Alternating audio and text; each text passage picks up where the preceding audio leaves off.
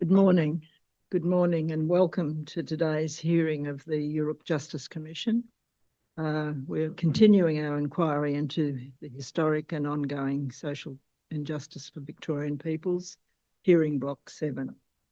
But before we start, I'd like to ask Commissioner Hunter to do the welcome to country, please. Thank you, Chair. So I'd like to welcome you to the lands of the Wurundjeri people, the lands of my ancestors and my elders. I'd also like to acknowledge all those that come before us to give us voice here today.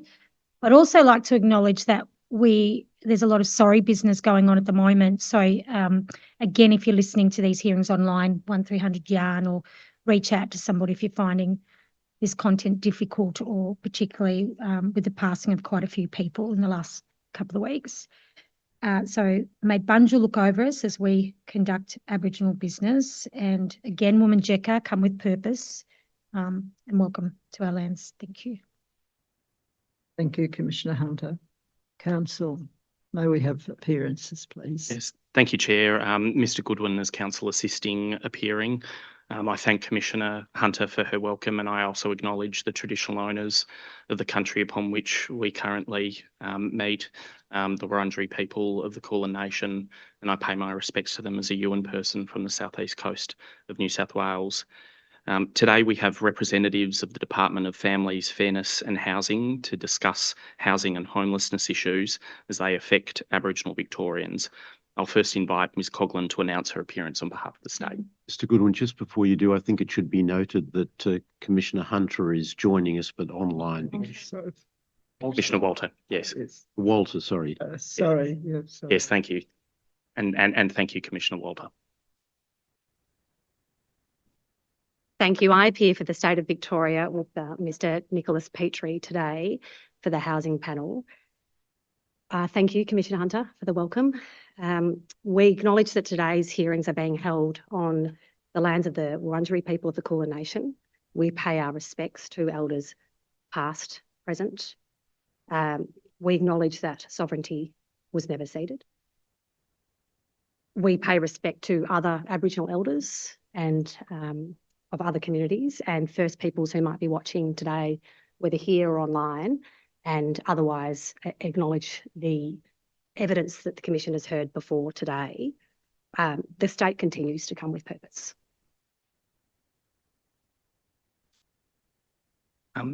Thank you. I'll now introduce the witnesses or allow them to introduce themselves. Ms McCammon, starting with you, could you please introduce yourself and your role to the Commissioners? Yes, my name's Peta McCammon. I'm the Secretary of the Department of Families, Fairness and Housing. And do you undertake to tell the truth to the Commission today? Yes, I do. Thank you. And Mr Kretser, could you please introduce yourself and your role to the Commissioners? My name's Dannii. Kretser. I'm the Deputy CEO of Homes Victoria within the Department of Families, Fairness and Housing.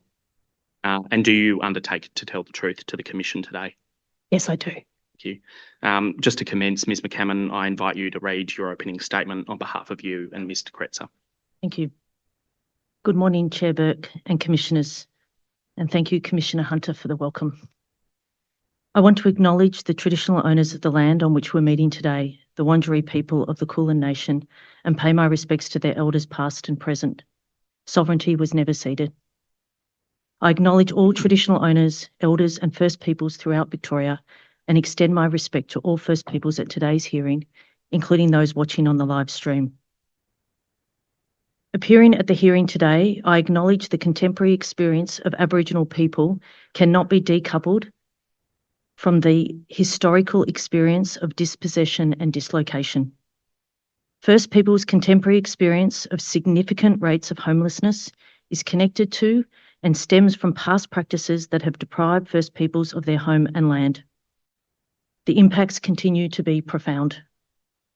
This Commission has heard, and First People have said many times, that they are negatively impacted by not only the impacts of dispossession and colonisation, but also current systems of housing. For its role in perpetuating systemic intergenerational injustice, on behalf of my department, I apologise.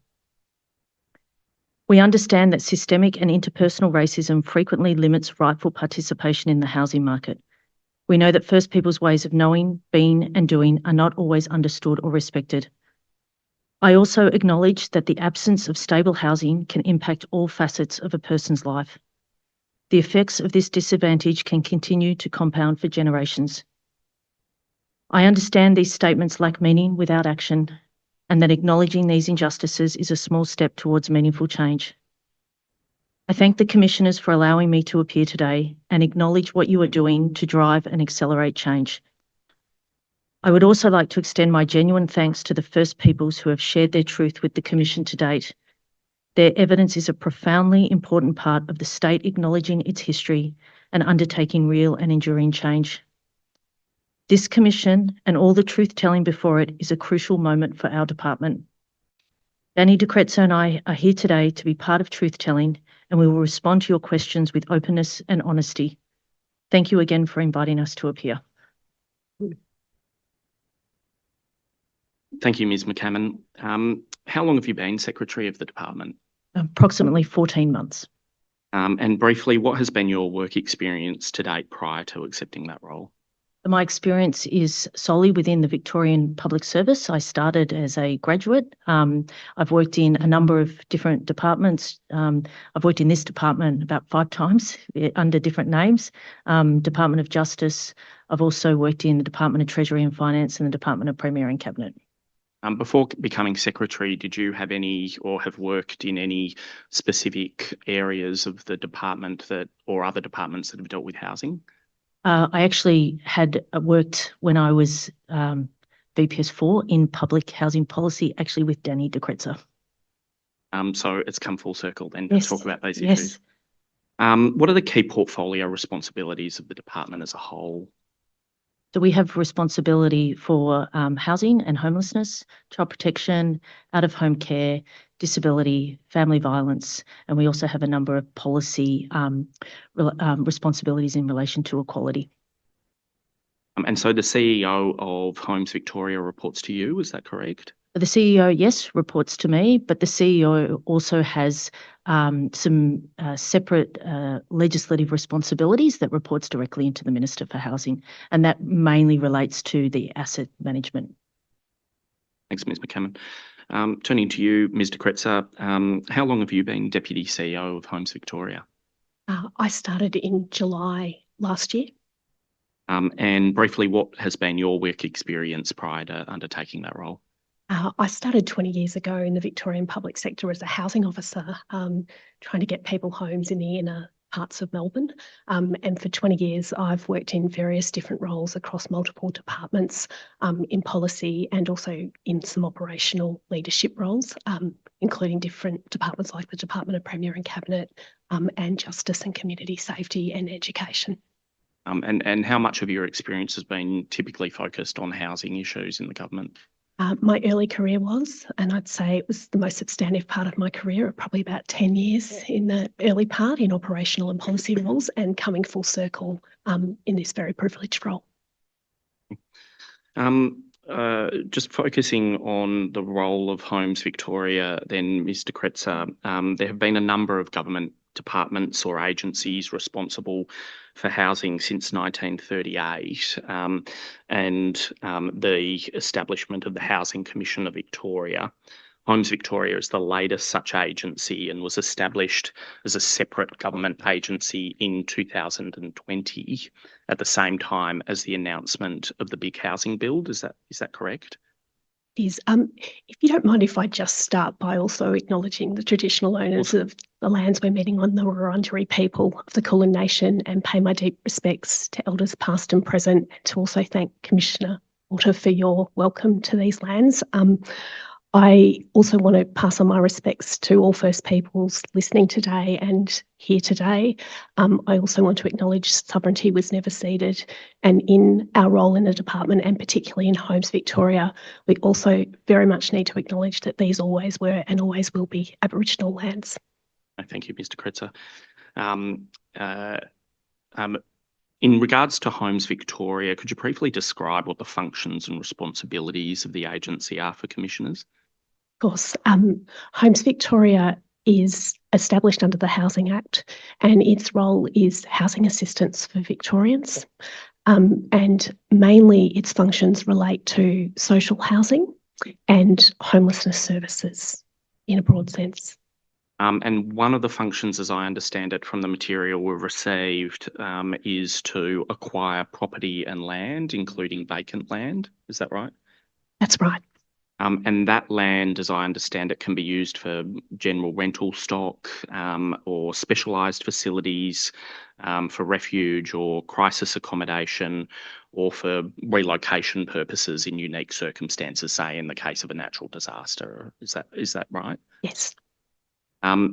Could land be acquired by Homes Victoria to be used specifically for Aboriginal social housing purposes?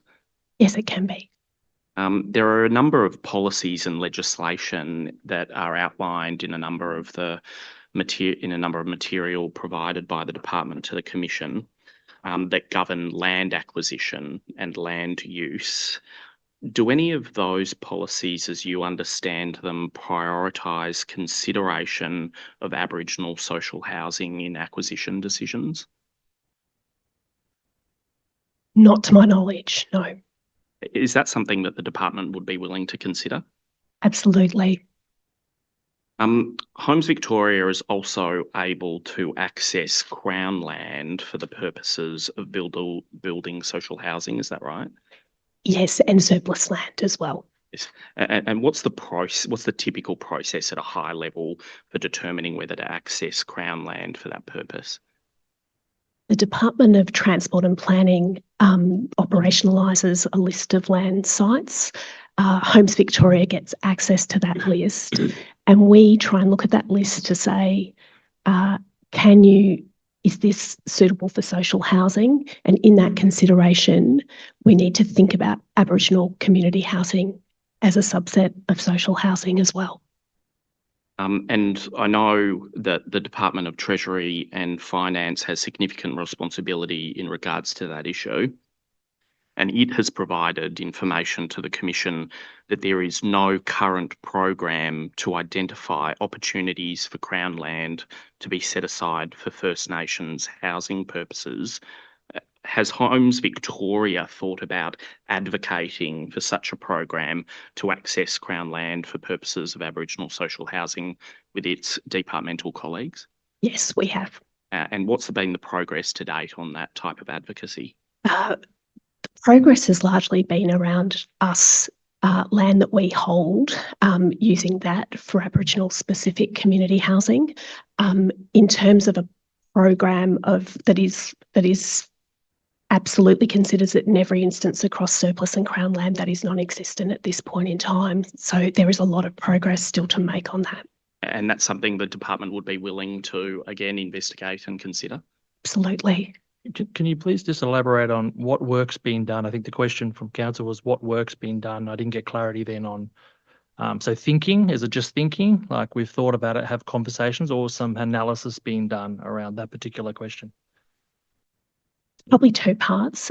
Because the Department of Transport and Planning are responsible for the release and Department of Treasury and Finance hold the policy, our role has been around the table to very much advocate for that use for social housing. But on the secondary part, it's about land that we hold and thinking about that practically for use for Aboriginal specific housing. So I sort of separate the two because it's about what we can do in the here and now while we're trying to advocate for the policy to change. And in the second option, how much work has been done? Can you just give us some kind of tangible things around papers being put up, options papers, consideration to ministers for consideration around options? Sure. The part of the big housing build, we have an initiative that 400 Homes Victoria itself is developing for Aboriginal specific housing. 109 of those homes have been developed and handed over for management purposes, with the potential for the transfer of that land to Aboriginal organisations. So that's 400 homes that we're very much focused on delivering on our land at the moment, or on Homes Victoria's held land. We'll get to some of the data soon, but I mean, clearly there's a lack of social housing for Aboriginal families, and we'll look at the data that highlights that. In those circumstances, it's incumbent on the whole of government, and I acknowledge that there are other departments involved and potentially responsible for decision making in this area, but it's incumbent on the whole of government to consider in a serious way unlocking Crown land and surplus land for the purposes of Aboriginal social housing, isn't it? Very much so. And to that end, the 2023 housing statement released by the government mentioned an initiative to unlock surplus government land for housing with aims to include social housing. Now, again, recognising that another department is specifically responsible, to your knowledge, has any of that land been set aside for Aboriginal social housing? No, none has, to my knowledge. Do you know why not? I think the list of land is still being worked through as well. It's in its infancy of implementation. The land that is set aside is Homes Victoria identifying land at this stage. In terms of the functions and responsibilities of Homes Victoria, again, in regard to specifically selling land, other government agencies, local government and the Commonwealth have a first right of refusal for the sale of large or expensive land valued over $2 million. Is that right? Not for land that Homes Victoria has access to and sells, because we operate as a public non-financial corporation.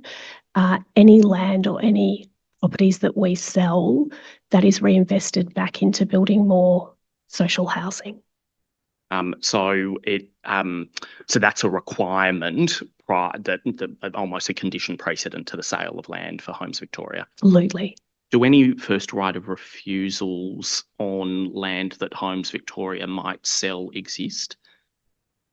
No, we if we were to sell land, it is to grow housing assistance for people. And in terms of that land that might be sold, would it have, in terms of any policy considerations associated with that sale of land, would that land remain having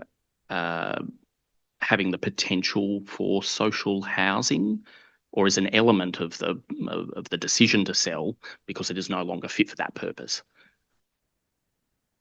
In a policy sense, land is one of the most prohibitive costs in building new social housing. So from a policy sense, we try to retain holdings of land, or the holdings be used within the community housing system in order to increase social housing.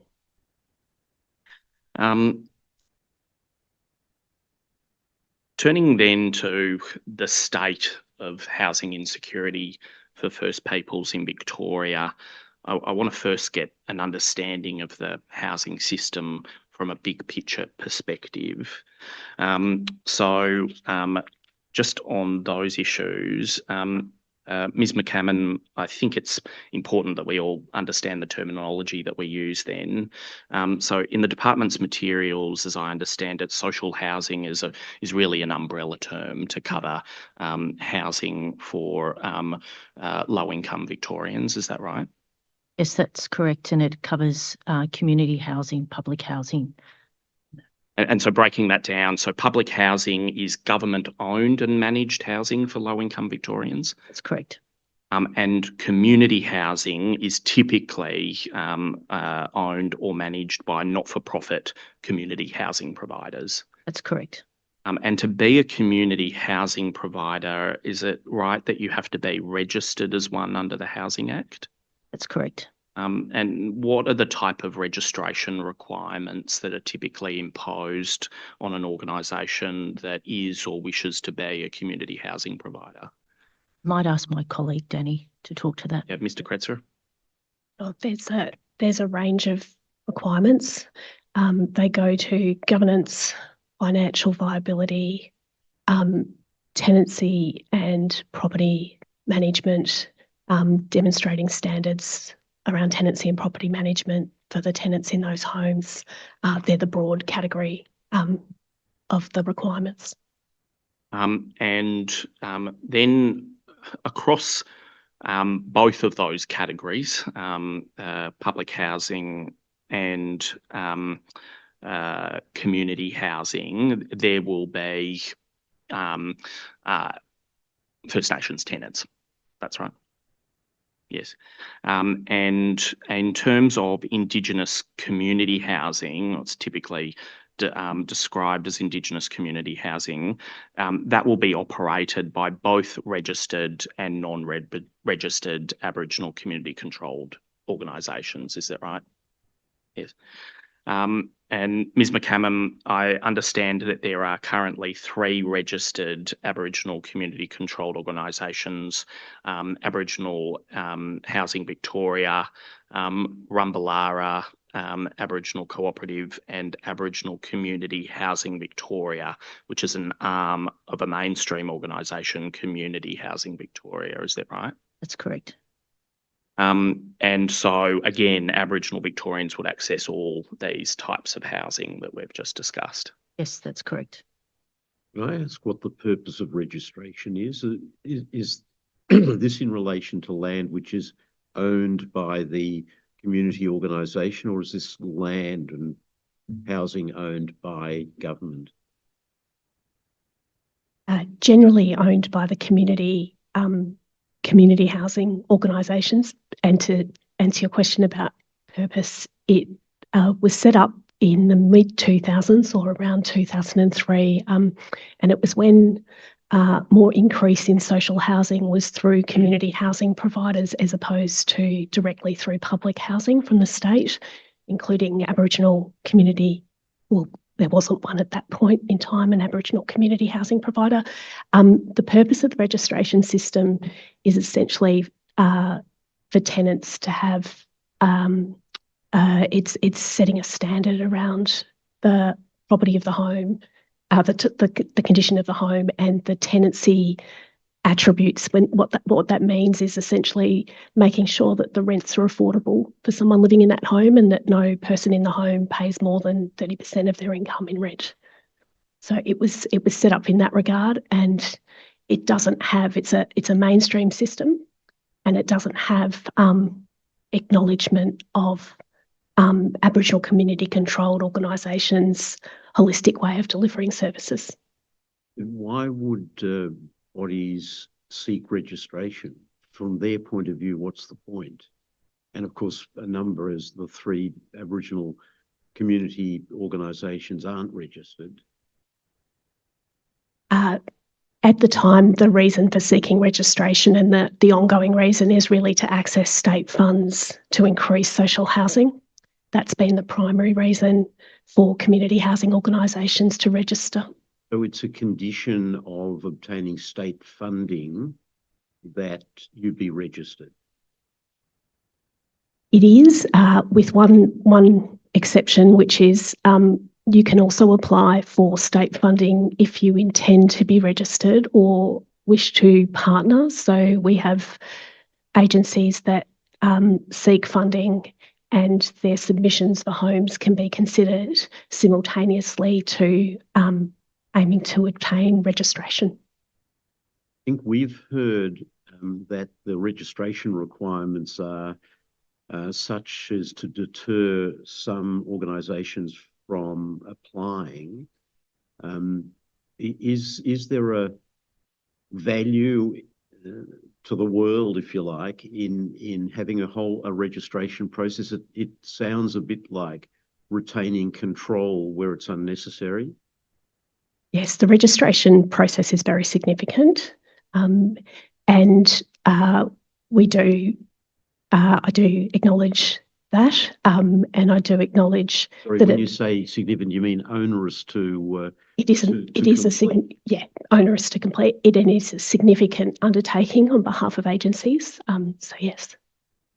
And they don't get anything out of it, but you say tenants get some security that Homes Victoria, I think is it called, oversees then the operation of that organisation.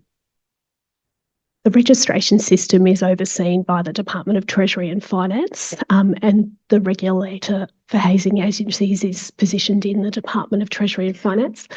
The benefit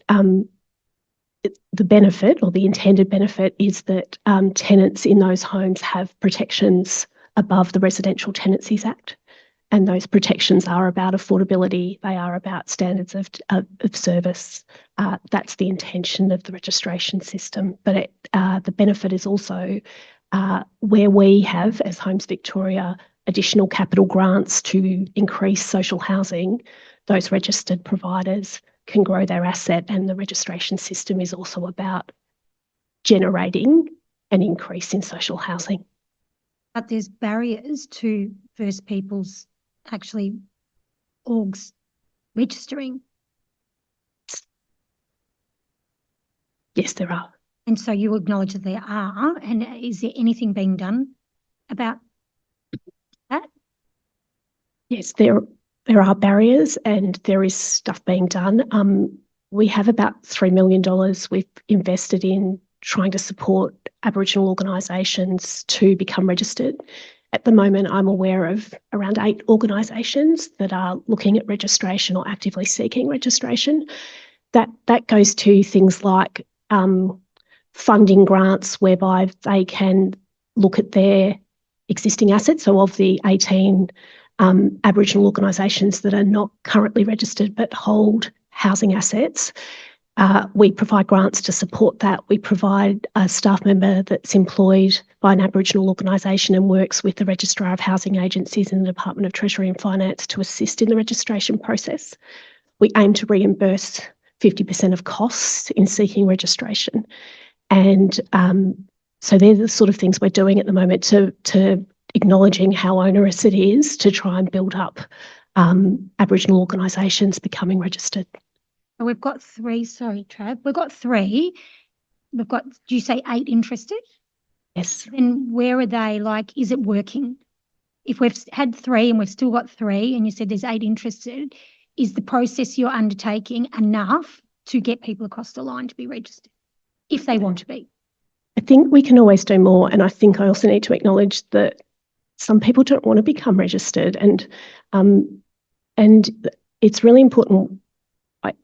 I really hear that. And at the end of the day, if it is that Aboriginal people would prefer a service that is the service that they want to receive from their housing organisation, we need to work through what that needs to look like by way of the system around that. Yeah. How does the registration and requirements to obtain funding to support self-determination? That's kind of what we're trying to achieve here. A lot of government commitments around self-determination, and a lot of organisations may say to you, oh, they don't want to pursue that pathway because it's onerous and there's so many barriers. But really the question is, how is it supporting self-determination? It's a system that wasn't built up under self-determination, and I think right now we're at a critical moment or a key moment where we need to and I'm very interested in what the Aboriginal Housing and Homelessness Forum would like to do with this system. And yeah. Sorry. Yeah, but I'm sure the advocacy's been there from them already, because we've heard them come forward and talk about how onerous the registration process and the requirements is. So it's one thing to sit here and say you're keen to hear from them, but if they're coming here, I'm sure they've already articulated through the Health and Homelessness Forum, what their aspirations are and what their expectations are. And can I build on Commissioner Lovett's question? This was directly a recommendation in the framework, to jump ahead to the Aboriginal Housing and Homelessness Framework that was developed in 2020. There was advocacy in that framework from Aboriginal community controlled organisations that registration requirements or funding criteria be more flexible. And given the various systems of audit and registration that many ACOs have to participate in across government, some sort of recognition that meeting certain standards in one system might be used to meet another system. So essentially in that context, and Commissioner Lovett's question, what work has been done by Homes Victoria in responding to that type of demand? I have to premise this answer on we're not the agency responsible for the registration system. It is the department, and that's not to. So not work hasn't been done to the extent that it needs to be on that system, and how that system needs to evolve.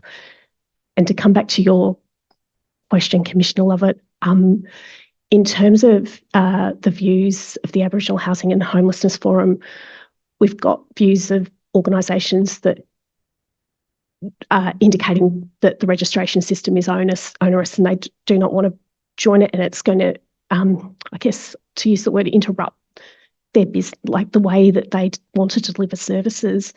But we've also got 8 organisations aiming to participate in the registration process and some registered organisations. So we've got a mixed group of organisations that we've just got to work through. What as a group of organisations what do all Aboriginal organisations as a sort of consensus like us to do? And there's some work that's started in the Aboriginal Housing and Homelessness Forum on that. And so to come back to your question, that's sort of why we're also wanting to hear from what the forum would like this to look like. You mentioned other departments within the Department of Transport. Are they at the table with the Homelessness Forum? The Aboriginal Housing and Homelessness Forum is 38 Aboriginal organisations and government invited. I'm not sure if they've been invited. I'd have to come back to you on notice. Know if they're at the table. I haven't seen the Department of Transport and Planning at a forum I've been to, no. And I think this is the challenge that we're grappling with, is that if there's other government departments responsible for requirements and thresholds that aren't at the table, it does make it hard for your department. But still, how are we going to cut through and actually make sure that our senior people representing our organisations, working really hard, are coming to the table, a lot of time volunteering their time, and senior bureaucrats are getting paid to be there. And we need to ensure that our people are meeting senior people who can make decisions and cut through the barriers. So pretty underwhelming to hear that the department responsible for those key areas, given it's a significant issue that's come up at a commission, and they're not at the table. How long has the forum been going for? A couple of years, yeah?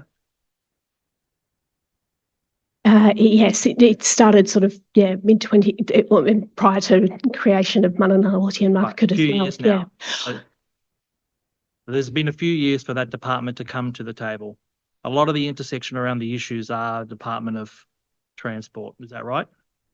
And the Department of Treasury and Finance who do participate in part of the governance 100%, as well. You know, and it's not the first time we've heard Department of Treasury and Finance aren't at the table as well. But it's a point we're trying to make here, is that our people are coming, volunteering their time, advocate for resources and self-determination, and they're not being able to meet with the right people at the table. Thanks, Council. Yeah.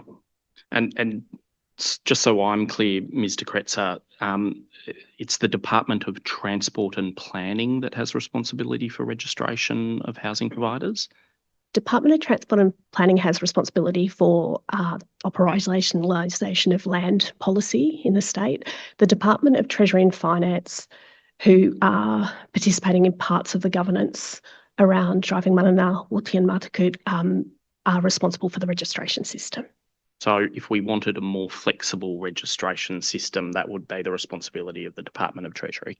Yes, with our input, yes. And they are participants in the implementation working group associated with the framework? Yes, they are. So they're on notice that this is a demand of the Aboriginal community controlled sector? Yes, they are. So just to... this was something I was going to ask questions about later, but I think given the interaction between the commissioners and yourself, it's probably worth discussing right now. So of course the big housing build is a $5.3 billion investment in housing in Victoria, including over a $1 billion investment in social housing, and a specific commitment to allocate 10% of those funds to Aboriginal social housing, which translates to about 820 houses. That's right. There are a number of grants available to community housing providers for the purposes of the big build. But as I understand it, only registered housing providers have access to those grants. Is that right? Yes, with the exception that you can apply for the grants and become registered or partner with a community housing provider, and we have seen that occur. It is occurring right now. But nonetheless, registration is essentially a requirement for access to the money. Yes. Doesn't guarantee a grant. No, it does not.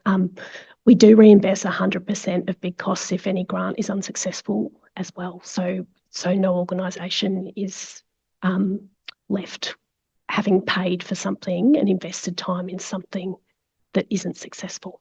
That's for all registrants under the big build, not just Aboriginal ones. I'm aware it is for all Aboriginal organisations applying under the big housing build. I'm not across the border, sorry. And if they're successful in getting registered for the big build, what's the position about the cost of application then? Is that reimbursed? No, I don't believe it is. No, Sorry. With the caveat, the registration cost is reimbursed 50%. The big costs are not reimbursed. Is that also, you mentioned if they did partnership or went with another, so an ACO could possibly go with a mainstream provider and apply together? Yes. Does that happen? Yes, I'm aware of a couple of instances at the moment in live applications where that has occurred. As I understand it, and correct me if I'm wrong, the funding grant rounds are due to expire this year for the big housing build. Is that right? We've got over 9,000 homes completed or underway and above 4,000 homes delivered at this point in time. We still have some homes to build under the 12,000, but we also have the Social Housing Growth Fund, which is a continual fund that makes funding available for community housing and Aboriginal community housing. And we have additional capital streams as well coming in. There was a $1 billion regional housing fund, and we also received close to $500 million from the Commonwealth Government for more housing. So all of that has a target for Aboriginal housing too. And just in terms of the big housing build itself, so that bucket of 5.2 billion, when essentially is it proposed that all of that money be allocated? It will be finished, the 5.3 billion. We are aiming to finish Q4 2027-28. So there is time to consider the flexibility of criteria for access to the big housing build for Aboriginal community controlled organisations who do not wish to seek registration. Yes, and for all other funding rounds that we currently have or may have in the future. And I presume you heard or are aware of the evidence of a number of Aboriginal community housing, a number of Aboriginal community controlled organisations that have housing programs, small but important for their communities, who don't seek to be registered and don't seek to partner with another organisation as a matter of their exercise of self-determination. Can you understand their frustration that they spoke about, to put it mildly, about lack of access to a significant government investment in social housing by reason of that requirement? Yes, I can. Is the government or the department actively considering changes to that criteria to allow for greater flexibility and access to funds? The first step in that, I think, would be the Aboriginal Housing and Homelessness Forum indicating to us what position they'd like to take on this because of the mixed views that there may be across Aboriginal organisations.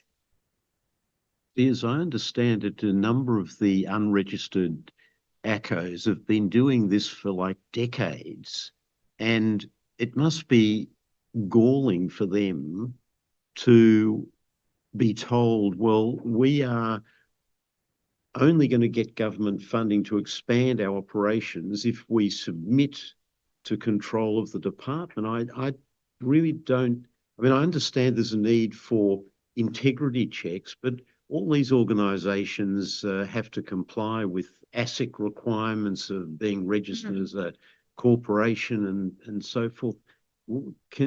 Is there some justification for the requirement that you've mentioned? I think the only one is that they have to guarantee that tenants are not paying more than 30% of their income. I mean, can't they be left to work that out themselves? That's what self-determination is, I think. I think in some of the responses, just to build on that, it seems to be there's an expectation from government, what we've heard already today, that we all have to have a homogenous view. There's going to be varying views, just like in mainstream community. We don't always agree on which pathway to take. At the end of the day, we're trying to navigate a colonised system that wasn't set up for us, and some of our people, are still really fighting against that model. And other people have decided that having to navigate the model is the only pathway forward. So, I just want to reiterate that we're not all homogenous. We don't always agree, and that's a strength of ours. I think the point I was seeking to ask you about is that you here have established bodies who've been doing this for decades. So there might well be an argument in a new area where you've got no sort of proven record, but where you've got bodies that have been doing this for 20, 30, 40 years, looked after their community. Can you explain to the Commission what the justification is for having, layer upon layer of extra governance when there is, of course, a fundamental governance process already in place? I find it just in conflict with the commitment of government to self-determination. I agree it is, and I think we need to really rethink this system. We have heard evidence a couple of days ago around Watherong that has 20 houses, I think, and a massive waiting list, and the only way you can get on is for someone to pass away. But people feel safe in that system, and yet the government wants to challenge their governance to fit their criteria, and it doesn't work. They're talking about giving out sleeping bags for people for home. This isn't good enough. It isn't, and we need to rethink the registration system precisely on how you've described it. Need to, or are they? Are you doing it, or you need to, or are you? There's probably two different things there. We need to. We are. It hasn't. What we've done is looked at trying to people to join the registration system, but we haven't thought to tear it down and start again. We all know these systems don't work for mob, we've heard it time and time again. Yep. And you've both worked in a lot of the systems across. And so how do we still in 2024 not make this accessible for First Peoples to have the basic right of a roof over their head? And we have to jump through hoops, which we've heard not only from the organisations, but our first lot of evidence from elders, from people out in community. And we're the first peoples of this land, and we don't have a roof over our head. I just want to remind people, just talking about the skills and experience and expertise, this is not the first time you've worked in overseeing Aboriginal affairs. In both of your careers, you would have had, particularly yourself, in your roles in Department of Justice as well, you would have seen, the plethora of work and advocacy going on from our people, the Justice Caucus. So the same principles are applying. Our advocacy doesn't change. The words might be different where justice system, housing system, education system, but the principles are still applying. So I cut Commissioner Walter off before. I was just going to say, I was nonplussed to hear you say a number of times that you were waiting for the initiative to come from the forum. I really don't think that's good enough to put the onus back on people coming to these forums. It's up to the department who has the power and the knowledge to start initiating change and bringing ideas to the forum, not the other way around.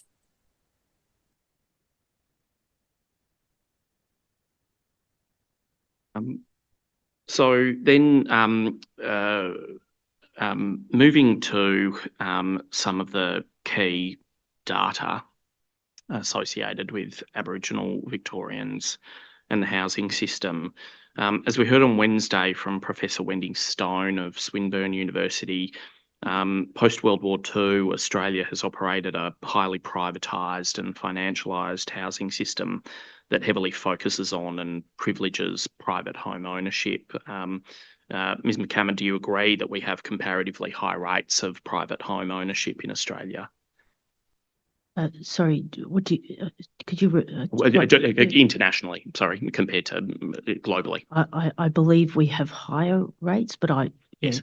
Yes, that's what I mean. Yep.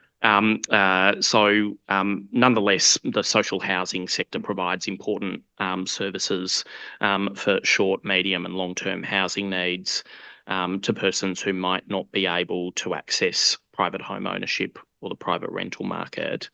But would you agree that on average, Aboriginal Victorians are more in need of support from the social housing sector proportionately than non-Aboriginal people in Victoria? Yes, and in response to my question around home ownership, I should clarify that there is about a 20% difference between Aboriginal people and non-Aboriginal people in relation to home ownership. And we know that First Peoples are overrepresented on our wait list and also within community housing. So yes, more reliant on the safety net. And as a number of the departmental materials themselves acknowledge, the genesis of the problem in the housing system for Aboriginal Victorians is the historic dispossession of Aboriginal Victorians from their lands. Yes, absolutely accept that. And that has significant flow-on effects in a number of ways, but just focusing on home ownership, it in particular has a significant impact given the lack of access to the intergenerational wealth creation that owning your home generates for other Australians. Yes, it has generational impacts.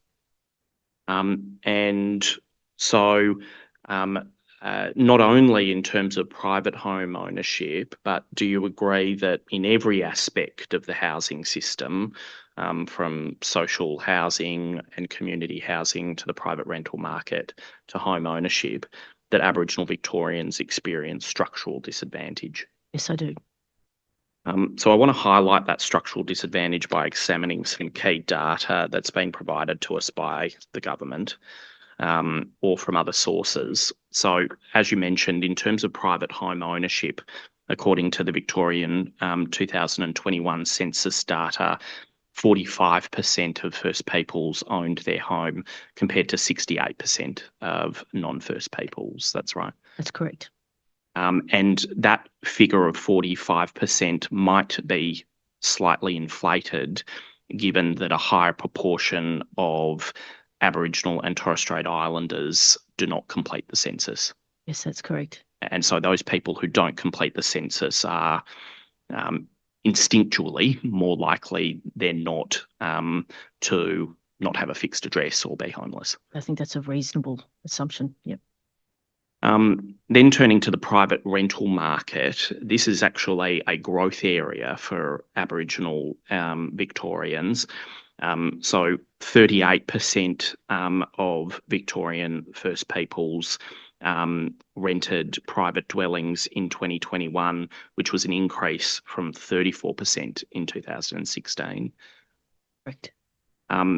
However, among other things, average earnings for an Indigenous household is lower than a non-Indigenous household in Victoria. Yes, that's correct. And also, as highlighted by the recent report excluded from the start, which I assume you're aware of, racial discrimination in the private rental market system can be a significant barrier at all stages of the renter's journey for an Aboriginal Victorian. Yes, that's correct. Then turning to social housing, it's clear that Aboriginal people are overrepresented in the social housing system. Yes. So as at the 30th of June 2023, 3,766 Aboriginal Victorians were in public housing operated by Homes Victoria. That's 1 in 10 Aboriginal Victorians in public housing in the state. I believe that's correct, yes. And that doesn't include First Peoples in Indigenous community housing. No, it doesn't. It's a shocking figure, isn't it? Yes. And at the same time, 5,815 Aboriginal Victorians were on the Victorian Housing Register waiting for social housing. That's correct. And so even if you add up the number of people in public housing at that time with the capacity of the Indigenous community housing sector, which is about 2,000, just over 2,000 homes, there are about the same number of people on the wait list than there are in homes in social housing. Yes, that's correct. That's a completely unacceptable position, isn't it? Yes. Of those people on the housing register, 34.1% identified financial difficulties or housing affordability stress as the primary reason for seeking assistance. Are you aware of that figure? I roughly, but it doesn't surprise me. Yeah. Yes.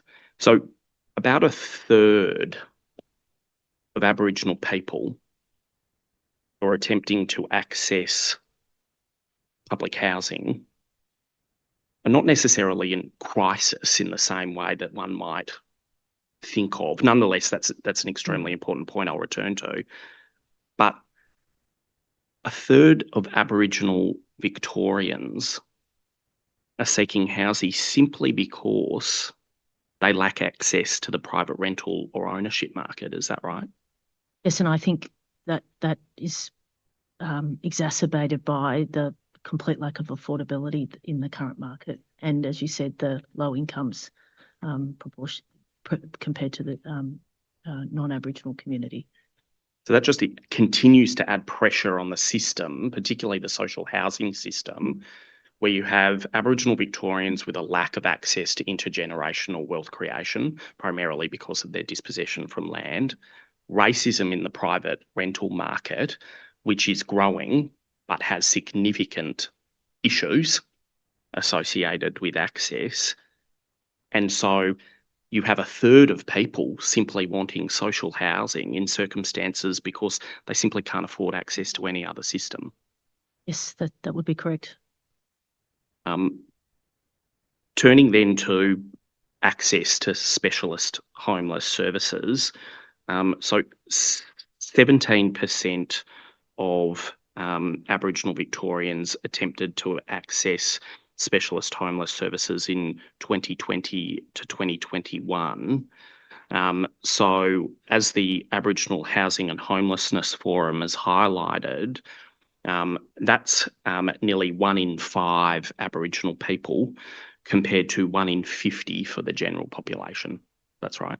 Correct. And what's your reaction to the astounding disparity in regards to Aboriginal Victorians having to access specialist homeless services? I think it's fair to say it's a crisis. And what does that mean in regards to the responsibility on government to respond? I think there is a responsibility to respond. Well, is it more than that in terms of it being a crisis? I think when we look at that number, I guess the other concerning thing is that has actually grown over the last decade.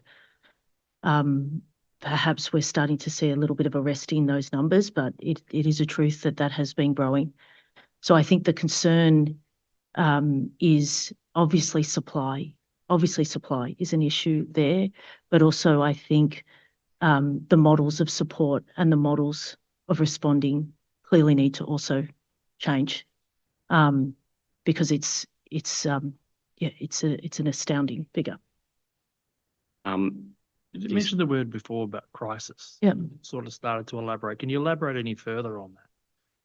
I think those numbers are so incredibly high for the Aboriginal population, and I know in previous submissions that's been translated to, if that was in the non-Aboriginal population, it would be over 1 million people. I think that the system would break. I mean, the system's struggling. So, and I think the other thing I'd make the observation is we're also seeing different types of people presenting to the homelessness system, more complexity, more families, working families as well, children. And as I said in my opening statement, when we talk about homelessness, it also affects every other aspect of a person's life. So it's very difficult to participate in society or to achieve without a home. And in saying that, how does that make you feel? Sad.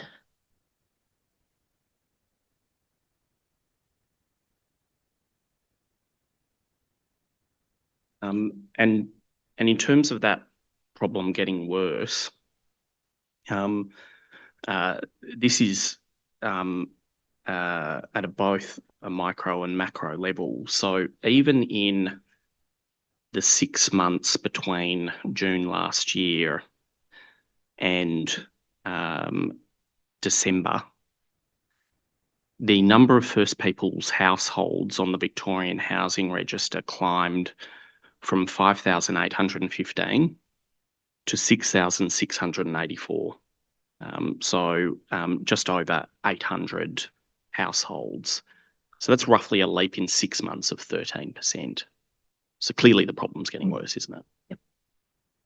And by my very rough and poor calculations, that would essentially be a family of 4 a day accessing specialist homeless services in those 6 months.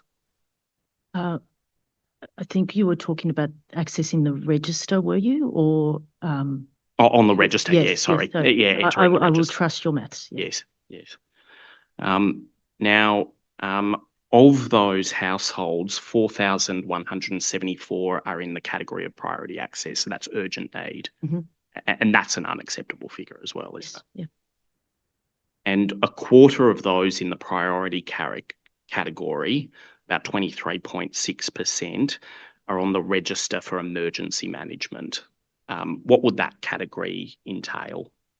I might ask Dannii to provide a bit more detail on that. Sure. Emergency management is when there's an emergency across the state and we rapidly need to rehouse people, so a flood, a fire, or an arrangement like that. Would it include family violence risk? Family violence risk is under the homeless with support category, which is high up on the list. Yes, yes. So I just want to go to a graph that highlights the problem, and this is the 2022 annual report card that reports against Manana Warnteen Martukut, the Victorian Aboriginal Housing and Homelessness Framework. So that's at page 13 of that document. And this is tab 10 for commissioners. Yeah, if we can highlight the graph, thank you. Yes, thanks. So this is a little bit old, slightly old data, probably about 3 years old, but I think it highlights the problem. So you have the rate of specialist homelessness services clients per 10,000 head of population, and the higher figure is in relation to Indigenous Victorians. Sorry, Council, Yes. what do you class as a specialist? That might be a good question, Yeah. actually, for Mr. Kretser. It's a homelessness service, Commissioner. So it's called, the sector calls itself a specialist homelessness service, but it's a homelessness service which includes Aboriginal organisations delivering and mainstream organisations delivering. So crisis point, they're actually homeless or deemed to be home? Like what is the criteria, I guess? Yeah, of the 11,600 Aboriginal people that came to a homeless service in 22-23, about half were at risk of homelessness. So about 3,000 were in private rental or home ownership. So sort of the categories that the Secretary was talking about, which is an emerging form of homelessness because of affordability concerns. About 2,000 were in social housing, needing support to keep their home, and the balance were in far more tenuous forms of accommodation. Or no accommodation, really.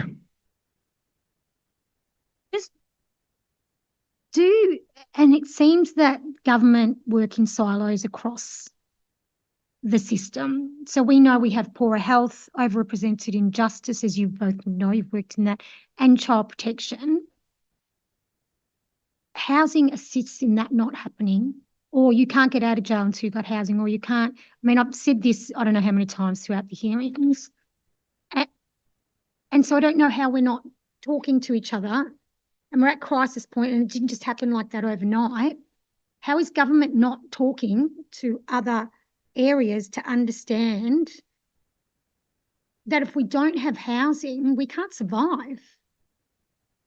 And if you saw the other one, the 9-year-old scenario, that how do we in this country have 9-year-olds, whether they're with their family or homeless, if they are homeless, child protection knocking on the door to take them? And our women rate has gone up, as you know, and so where do their children end up? And then they can't come out and get housing, so they can't get their children back. These systems tear our families apart. And to be able to access these services, just, what are the wait lists? Mm-hmm. We're overrepresented in every system. And you can understand my frustration. Again and again, I feel like I'm just saying the same thing. Do you departments talk? Yeah, I think, and the various forums, housing, whether you go to the Justice Forum, whether you go to Delta, whether you go to the Children's Forum, housing is through all of those forums. I agree that we're not very good at, we do have silos, we have programmatic boundaries, different eligibility, and I think there are some improvements that can be made there, but I think there is a supply issue.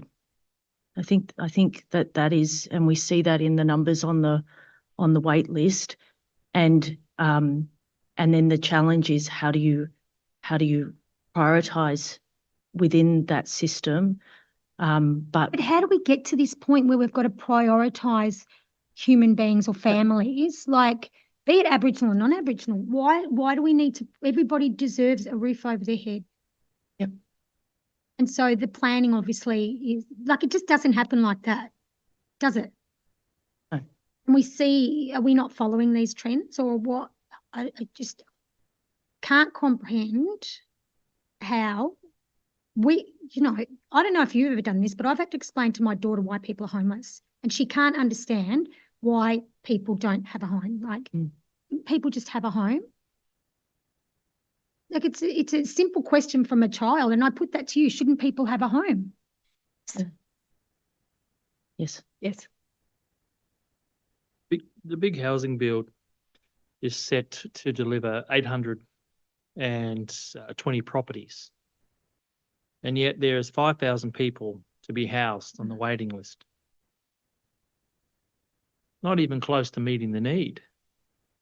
820 out of properties at 5,000 people. What people have to understand is, as Commissioner Hunter said, we have cultural rights to this land. We are homeless on our own lands. Homeless on our own lands. Proud Gunditjmara person, we had houses. We had houses. We weren't just roaming around. We had our houses. They were taken from us. And we've heard a lot about the story of Gunditjmara people and many other people through the land injustice hearings. We know that there's thousands of people on the list, but we're only building 820. Homeless on our own land. It's just the system, and we talk about, silos in the system. There's a lot of talking going on, I think, but there's not a lot of listening. We hear, you're hearing, but who's listening? And we in the Aboriginal culture, we talk about deep listening. We can hear noises. I can hear a noise going on in the corner over there, but I'm not listening to it because I'm listening to you. Deep listening. Homeless on our own lands. In 2024. Basic human rights, as we're saying here. Basic human right to have housing. Basic human rights. It's how we treat our First Peoples in this country.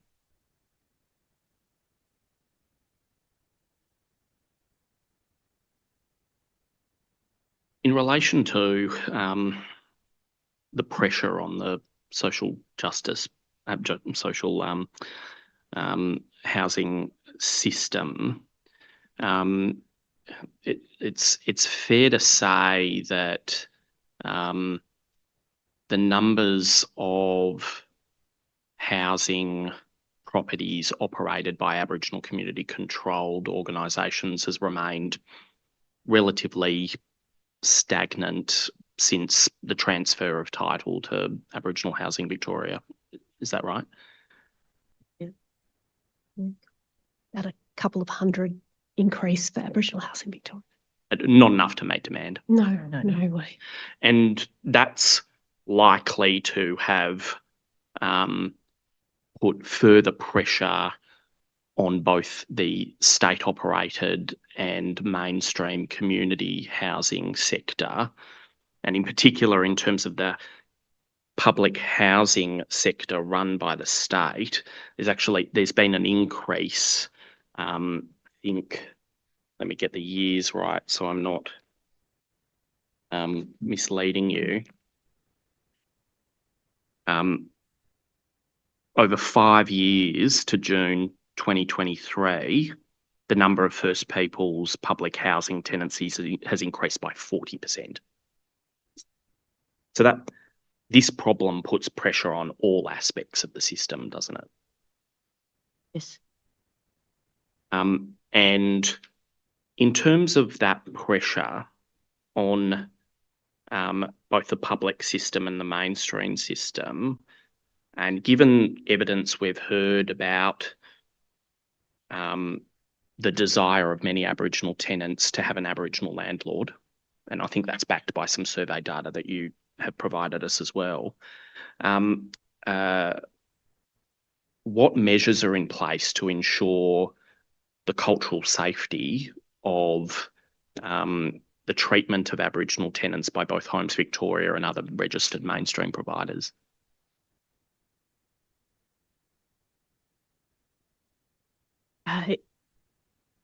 There are policies and procedures, but we know from our tenants' their own words, they're not always culturally safe at all, and there is significant issues in some of the data we see in our resident survey around cultural safety of our homes, and we are also seeing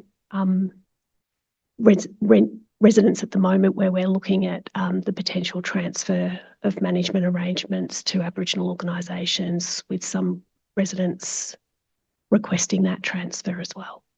Can I just ask, what's the process if what's the process if someone's feeling unsafe or has a complaint, particularly around racism? What would that look like? Like, what's the process? Is it an easy access process, or would they do it, or?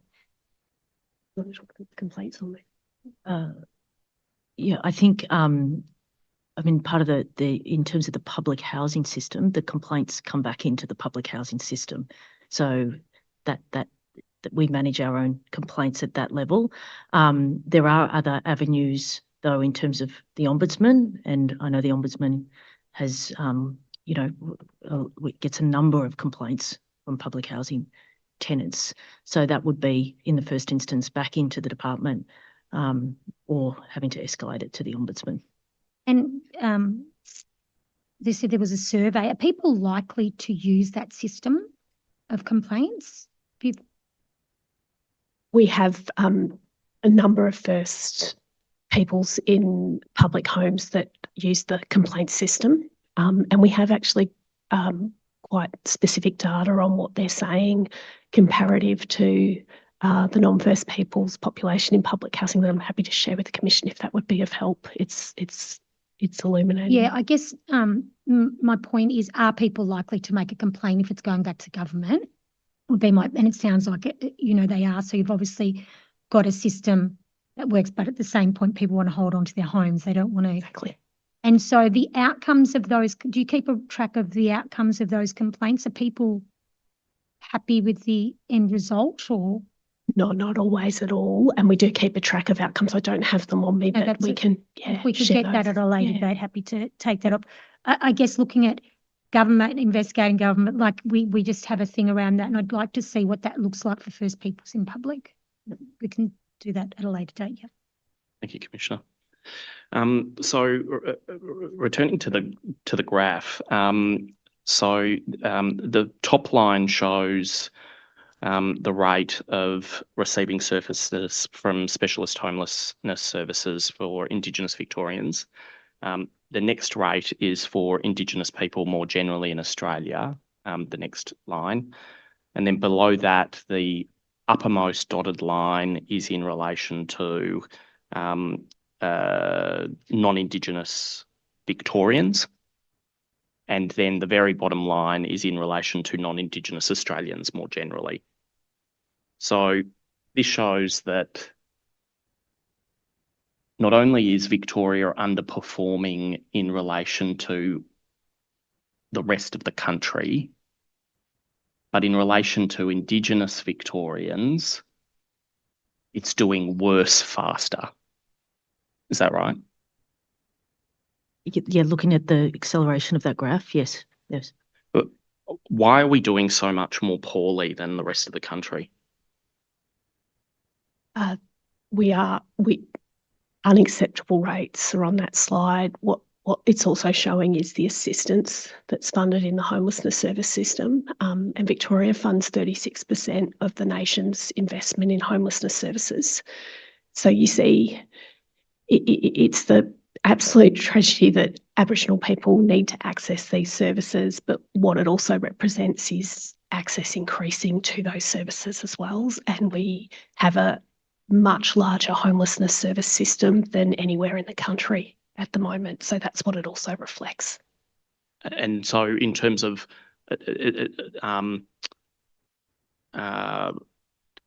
does that if I'm hearing correctly, does that mean we're building capacity in the system to respond to the problem or something else?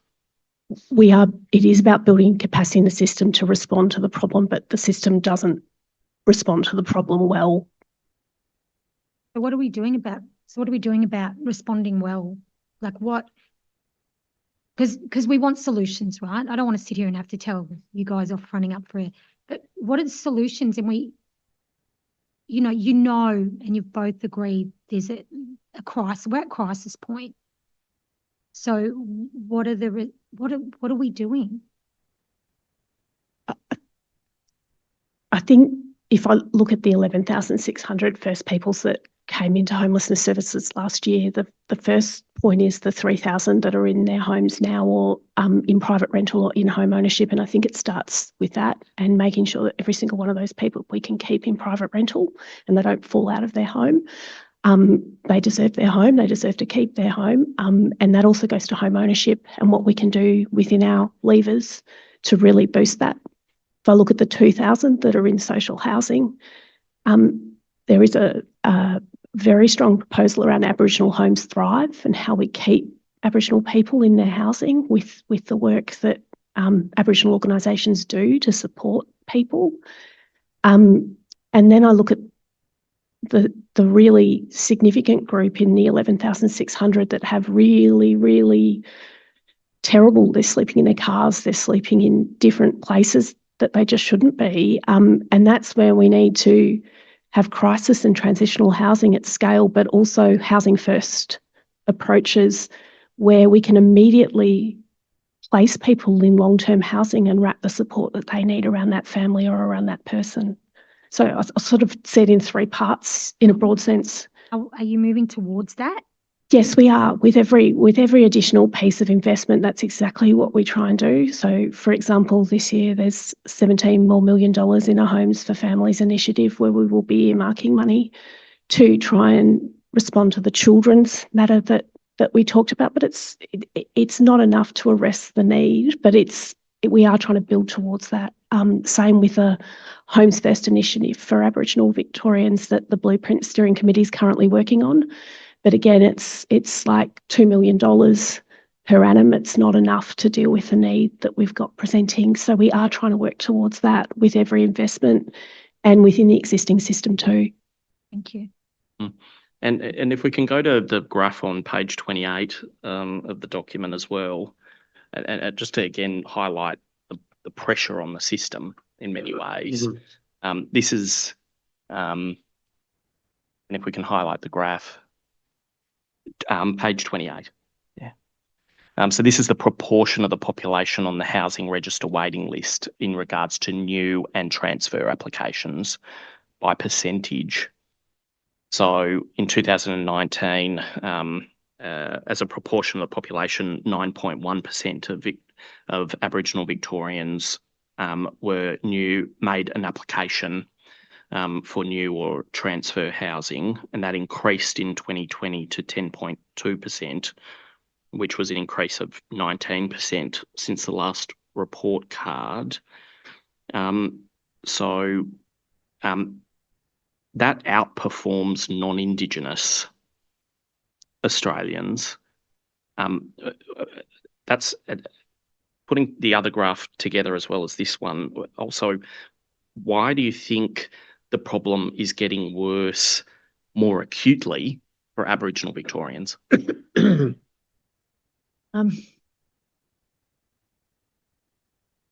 think we're in an unprecedented affordability crisis. So if you're teetering on the edge, that's going to be the group that comes into the safety net of the system. And this is what we're talking about here, a safety net in terms of homelessness services and community housing. So I think there's a vulnerability without strong levels of home ownership, long access to private rental that are going to come into the safety net at higher proportions. And so it really means that every single conversation about housing in this country and in this state has to place at its core a discussion about the position of Aboriginal and Torres Strait Islander peoples. Yes, and the data bears that out.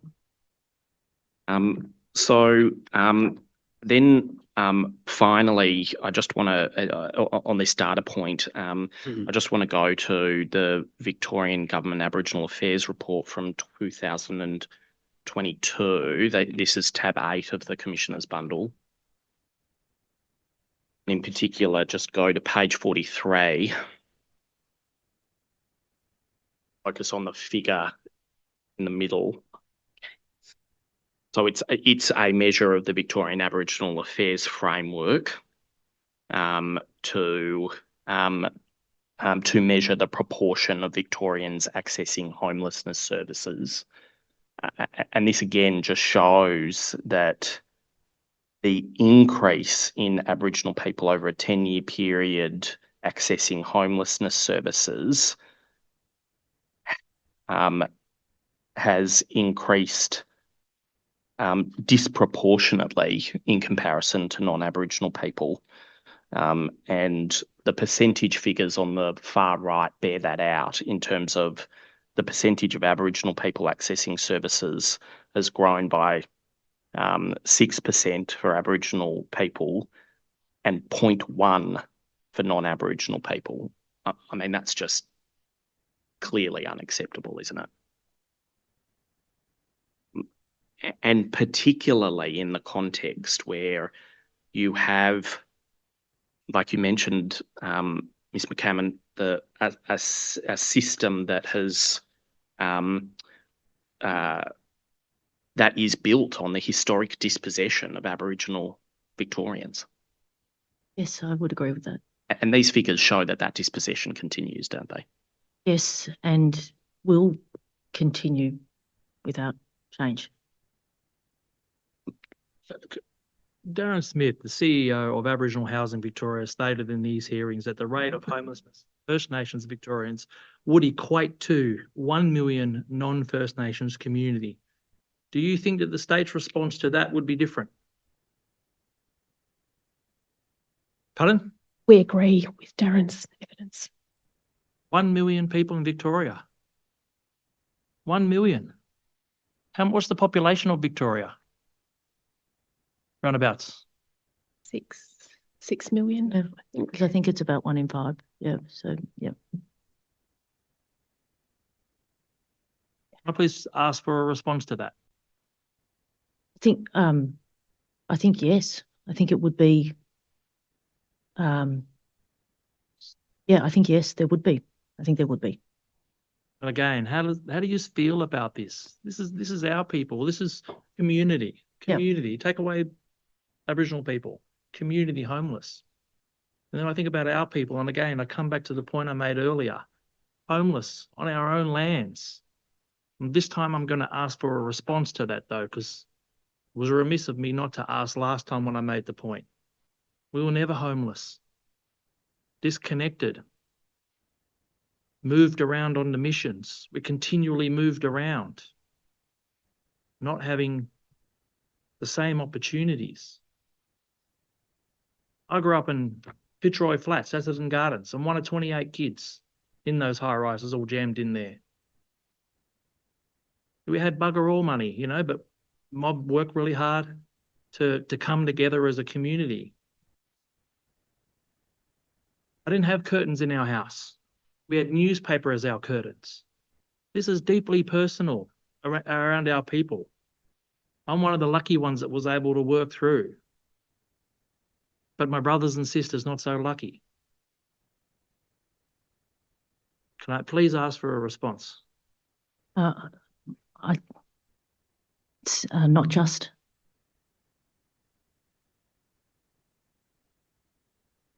Thing is, we keep hearing time after time from government that it's not just. We know it's not just. It's obviously not just. The question is what to do about it.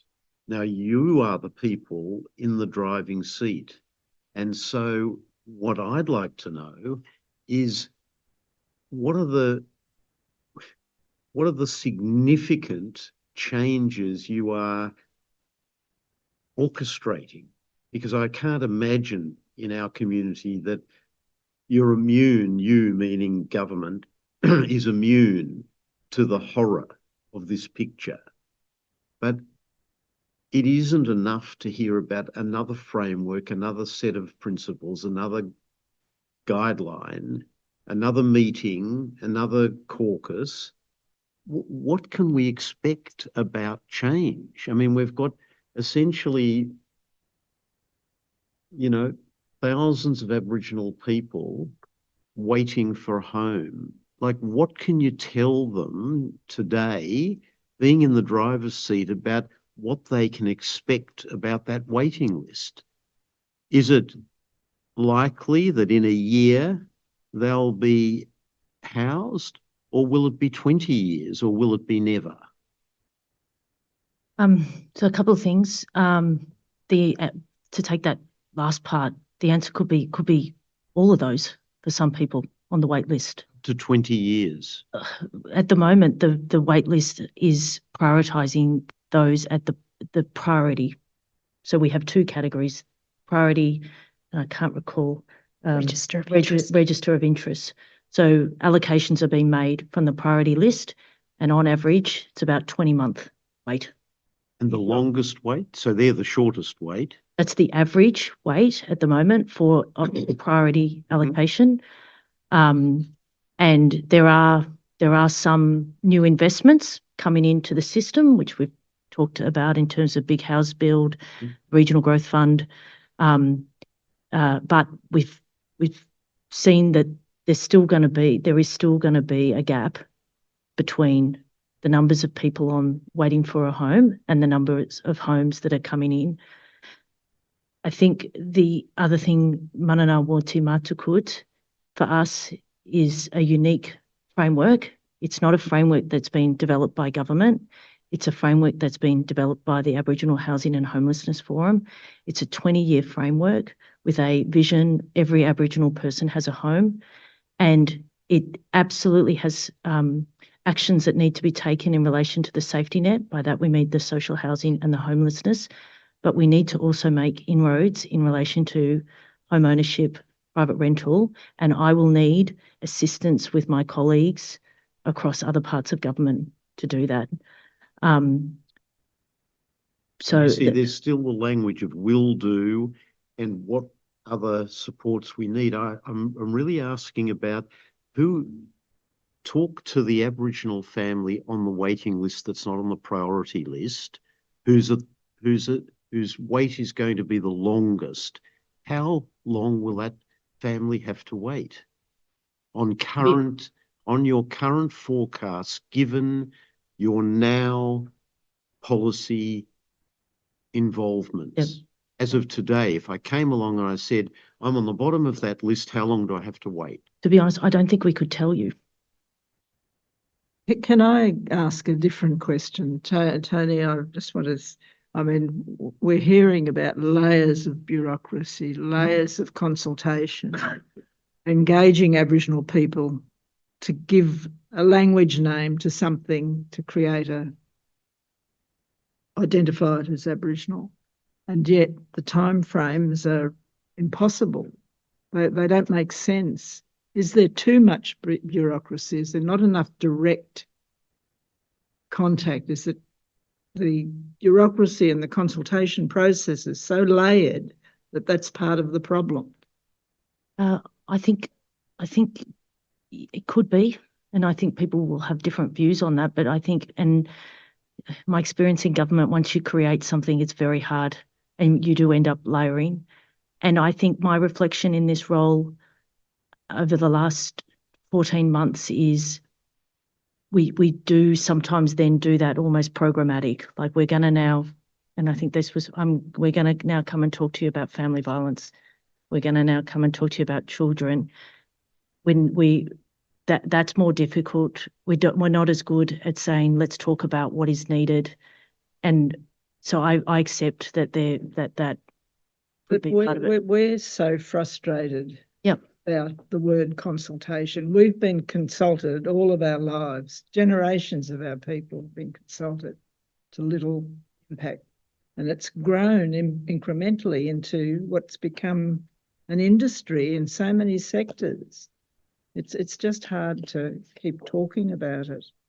And I know we've had a pandemic, but that's not an excuse. It should make things better, really, as a result of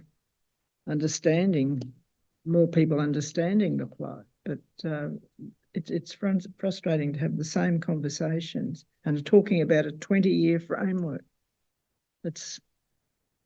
Some people don't live that long.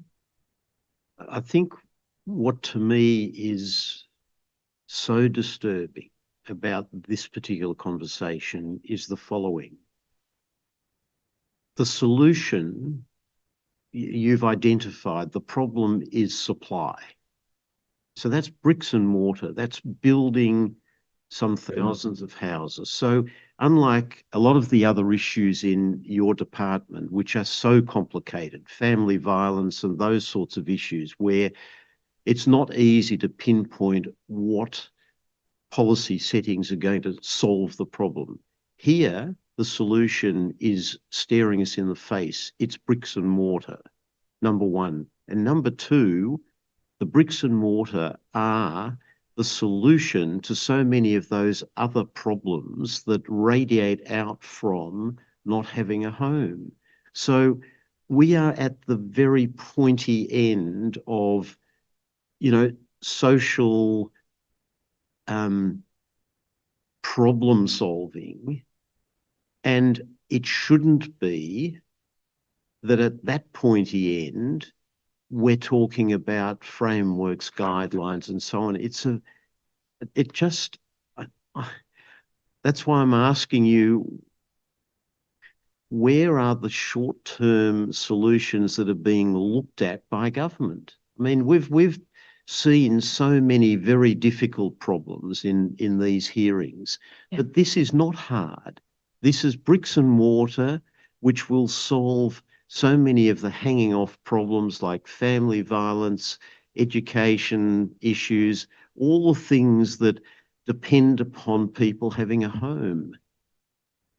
It's really a starting point, isn't it? It is. And in terms of the here and now and what we are doing, if you'd like me to go into that, I'm happy to. Sure. Of course, we're currently building 1,023 homes, or funding the building of 1,023 homes that are dedicated for Aboriginal people. So again, that's a fifth of the list or less. Those homes are going to be delivered. 109 have already hit the ground. 260 odd are contracted for delivery.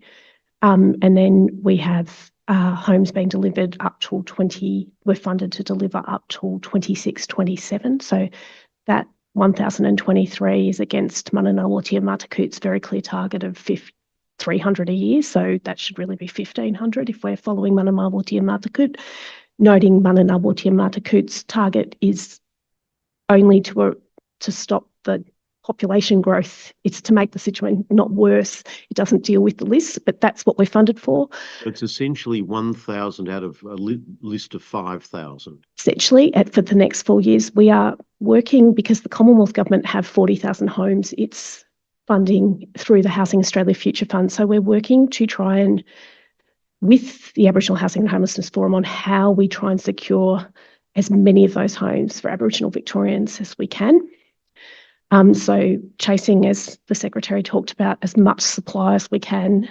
And then we're also looking at any of our mainstream investments in new homes, as many of those rounds, setting a target for Aboriginal housing within those rounds. So, for example, there's a Social Housing Growth Fund round out at the moment where 20 homes are trying to be earmarked for Aboriginal. So we're trying to do it home by home and with every dollar we have. Secondly, I think the point around private rental is really important. We've expanded the Aboriginal Private Rental Assistance Program. That program has doubled. We look at demand on that program. We try and stretch those resources, and if we have unspent funds in other programs, we reinvest them back in. We've just made that reinvestment. It's boosted it by 500,000 to 5.8 million a year. Still not enough. How many families are likely to be, in, if you like, taken off the social housing list and by getting private housing using that fund? I'd say, by the sounds of it, quite a small number. The program helps about 1,000 or supports about 1,000 families a year. I would say those families are in addition to those on the Victorian Housing Register. If you're generally on the Victorian Housing Register in priority, you have not had access to private rental. So it doesn't necessarily work that way, but it can work that way. So that's a very important element to expand that program.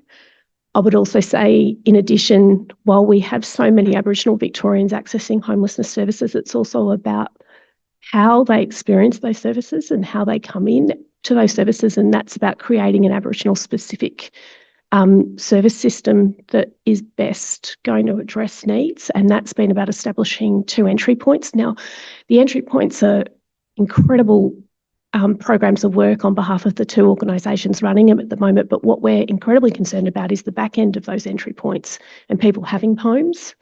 So we're doing a lot of work around with those services, or Aboriginal Housing Victoria is also leading this around how do we prioritise the homes at the back end of the entry points, because it's one thing to have an entry point, but you actually need the services behind the entry point. So we are looking at housing first programs that are dedicated for Aboriginal Victorians. There's about $3 million, as I mentioned earlier, in total to invest per annum in those programs. Again, that doesn't deal with the size of the need, and then we have achieved in this year's state budget an extra $16 million, which the Blueprint Steering Committee and the Forum will advise us how that should best be spent to deal with the need that we're seeing in homelessness among Aboriginal people. So that we spend every day trying to work out how do we build as many homes as we can, how do we reprioritise resources to deal with the greatest need, and then how do we chase more investment to do more for Aboriginal families. That's sort of our broad approach. Chair, is that a convenient time for a Yes, I for a think we break? should have a. Yes, if we take possibly it's 10 minutes, 10-minute break. Okay. Yeah. Thank you. Yeah, the clock. 5 minutes. We shouldn't be 10. Take 5 Yes. to 10. Okay.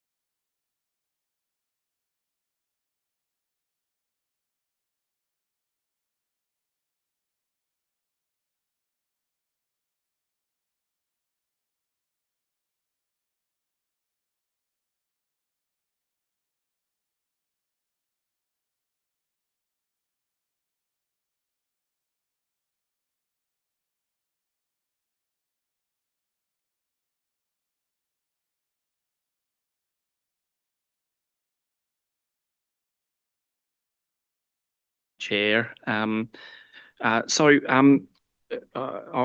want to turn to some of the various strategies and some of the programs that we mentioned that you mentioned, Mr. Kretser, in particular. We've discussed, and the commissioners have seen and read and heard evidence about Manana wanting Matukut, the Victorian Aboriginal Housing and Homelessness Framework. And we understand generally the background to that framework. Has the department committed to the implementation of the framework in full? We adopt this framework. We absolutely commit to it and work towards delivering within it. And I took you to elements of the 2022 report card, which reports against the framework, some of those graphs that I showed. I note in one of the department's responses to the commission that the 2023 report card has not been released as yet. If either of you could give us an update about when that's expected to be released. Just to clarify, that's not our report card, so we don't publish that. That's published by Aboriginal Housing Victoria on behalf of the forum. Yes. So the responses were. It makes more sense why you said you were waiting for it then. Yep. Thank you. Also in conjunction with the framework, as we've discussed, the government provided some funding to the Aboriginal Housing and Homelessness Forum to develop the blueprint for an Aboriginal specific homelessness system. So again, you can take it as read that the commissioners have that and have heard evidence from a number of people, including Jenny Sams and people involved in the Aboriginal community controlled sector regarding that report. So one of the issues, and you mentioned this, Mr. Kretser, is about the pilot project on entry points for two Aboriginal community controlled organisations. I just wondered if you could elaborate on the nature of that funding and its purpose. Sure. It relates to two entry points. I know there's a desire from the Blueprint Steering Committee to have more entry points, but it's two, one in the inner south of Melbourne and one in the Barwon area, run by Nguala and Watherong, respectively.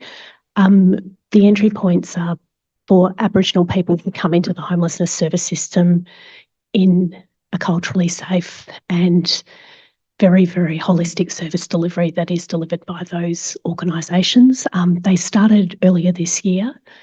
And they are increasingly, we think, from what we're seeing, eliciting maybe Aboriginal Victorians that weren't willing to come forward to homelessness services in advance of those entry points being established.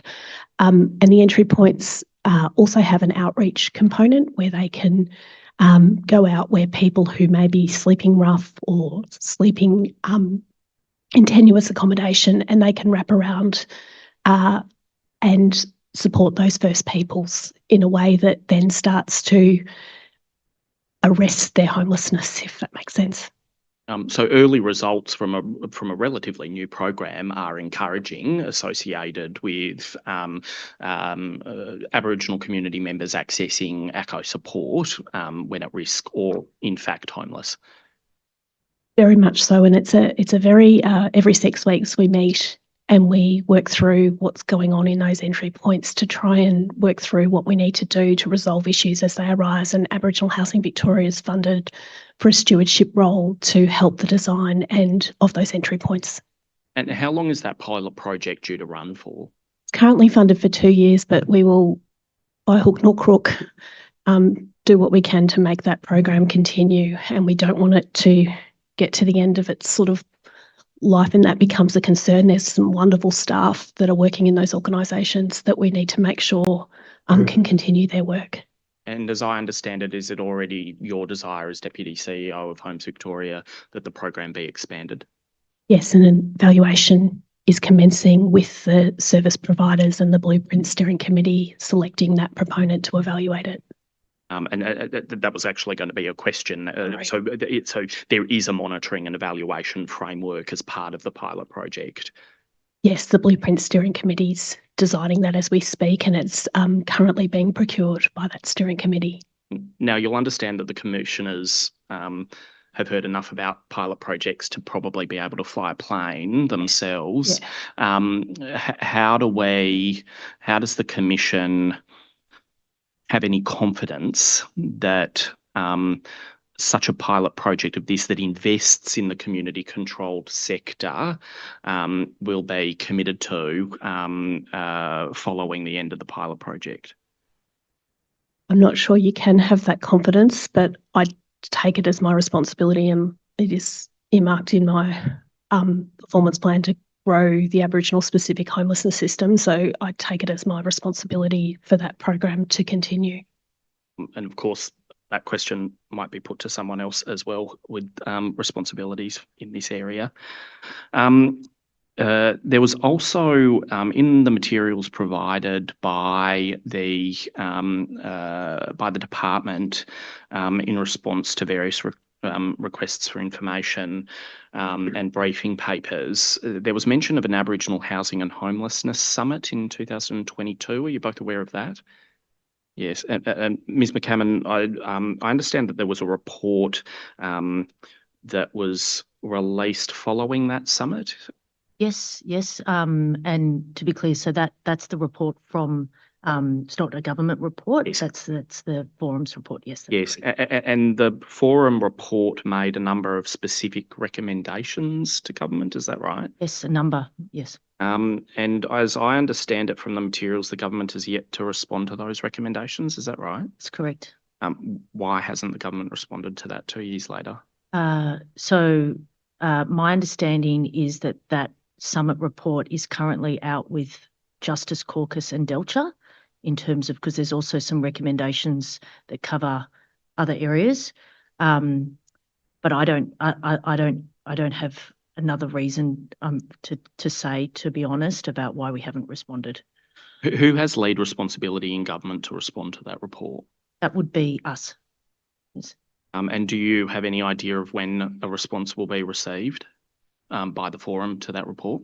I don't believe we've made a commitment about that. I'll just check with Dannii. I would anticipate probably within the next 3 months, give or take, but that would be my understanding of the Justice Forum works going on at the moment and is live. We received something this week around the intersections there.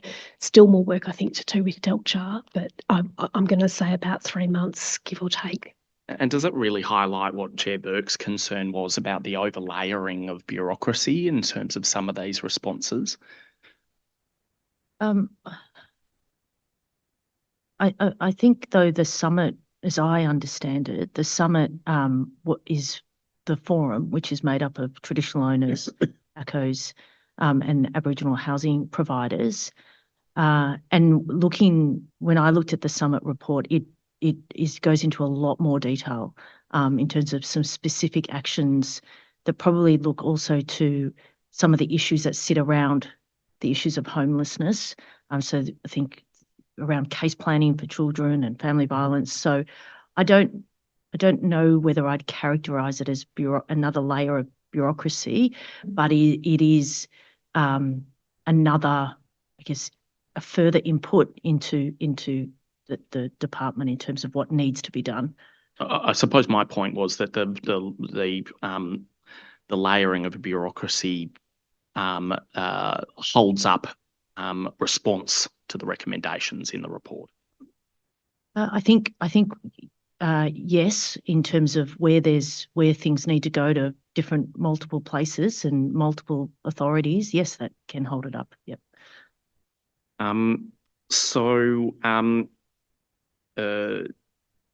Just in terms of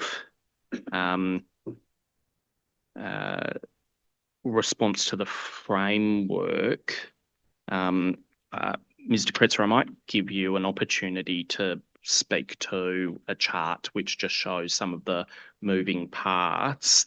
This was I believe the operators have it available, and this was a late document given to commissioners, so it should be a loose one-pager given to commissioners, which just shows the governance map essentially for the framework.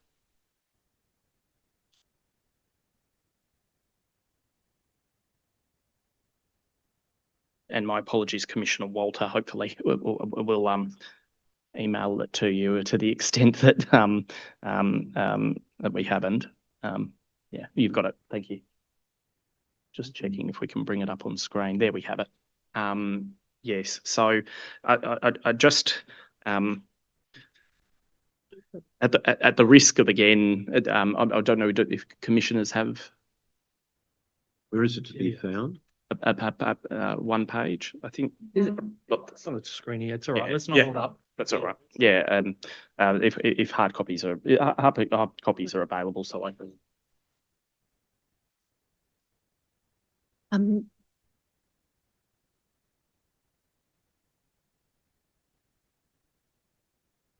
Absolutely.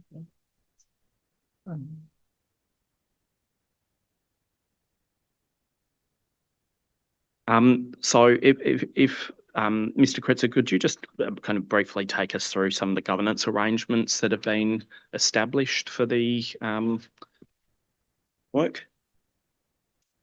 The governance on the slide you see is the main part of the governance is in the middle of the page, which is the Aboriginal Housing and Homelessness Forum.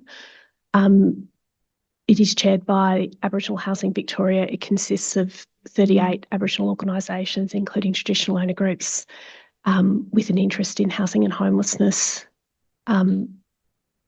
services. It is supported by Aboriginal Housing Victoria. The department funds Aboriginal Housing Victoria money for implementation support for the framework, and acknowledgement that this takes a lot of work, these governance arrangements, and they uphold those governance arrangements. Public sector representatives and government are invited to the forum.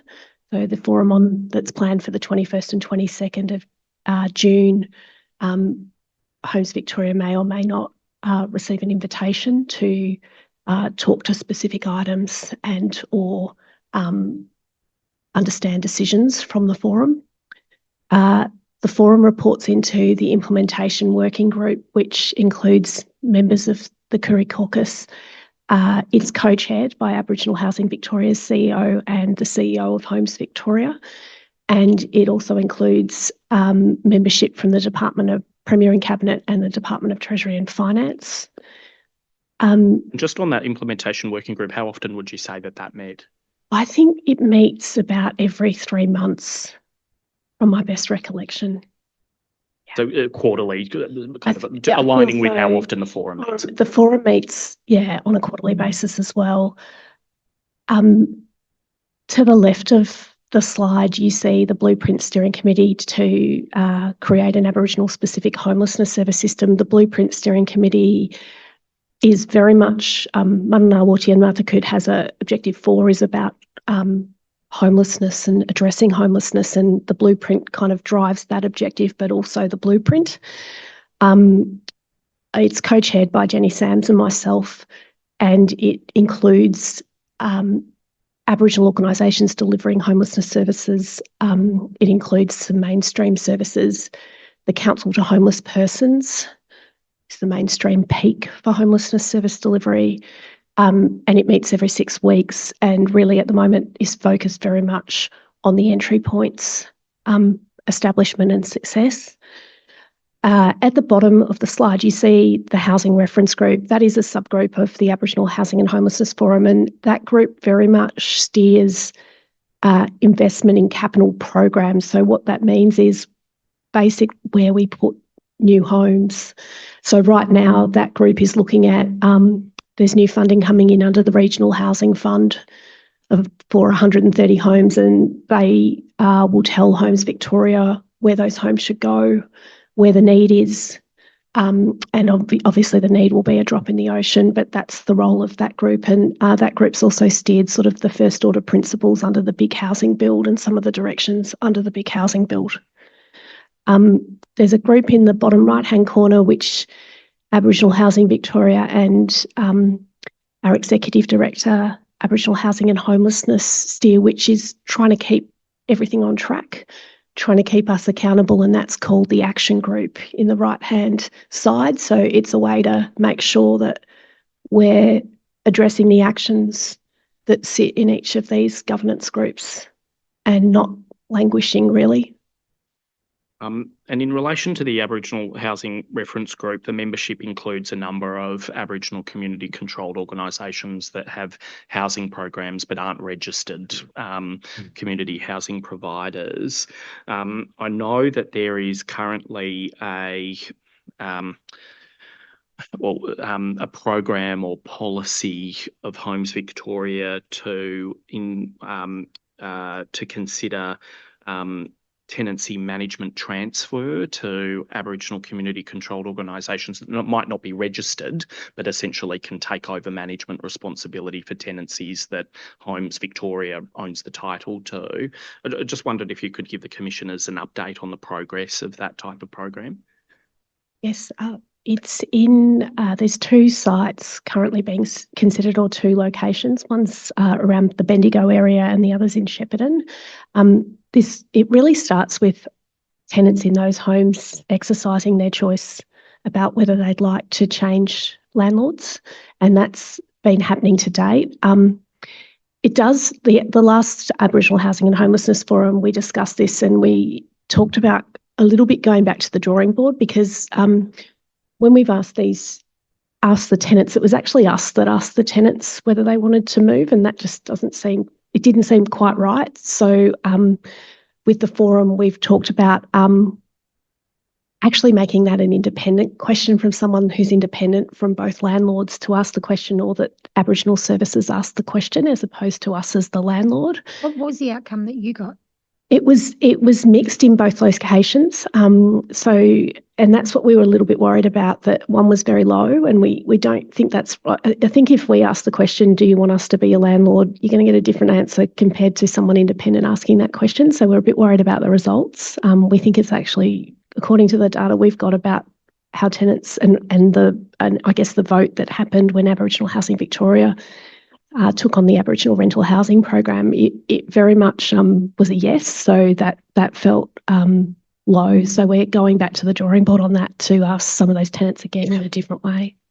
Because is the inference, I don't want to tell my current landlord that I don't want them to be my landlord anymore. Yeah, very worried about that. Like, it just doesn't feel right that we asked the question. So, well, and you add to that general distrust by Aboriginal people, usually, of government systems. Yeah. And I presume that's the benefit of a governance relationship with the Aboriginal community controlled sector, to be able to be a little bit more nimble in those circumstances.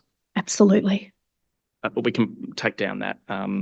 Can I just come back to the summit for a sec? Of course, we can keep it up if no, it's more broadly about governance, but just around the design of the summit was to bring together community in the department that intersects with housing, to identify a 5-year strategy to address the immediate need for housing in relation to those intersectionalities. Would it be reasonable to assume that a joint response from the state would be appropriate? Yes. Yep. Hasn't happened yet? No, it hasn't. Do we have any timeframes around when that will? I think the closest was, I think Mr. Kretser indicated potentially 3 months. 3 months. Yeah, okay. I'm watching with bated breath on that. Yep, fair enough. I did think to myself, Commissioner, that is within our life, so we can chase.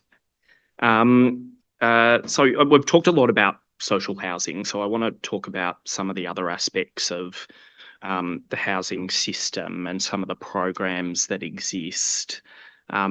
Now, thinking about a lack of home ownership, Victoria currently operates a shared equity home buyer scheme.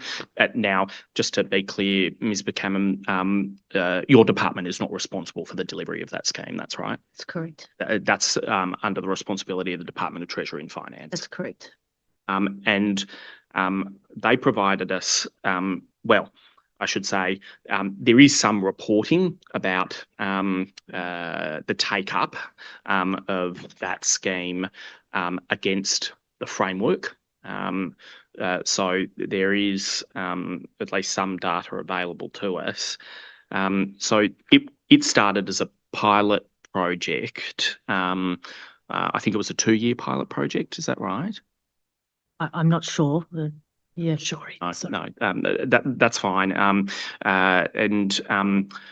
Well, at least in 2 years of operation of the pilot project only, and despite there being more generous conditions for Aboriginal Victorians who participated, only one person was successful in that 2-year period at accessing the scheme to purchase a home.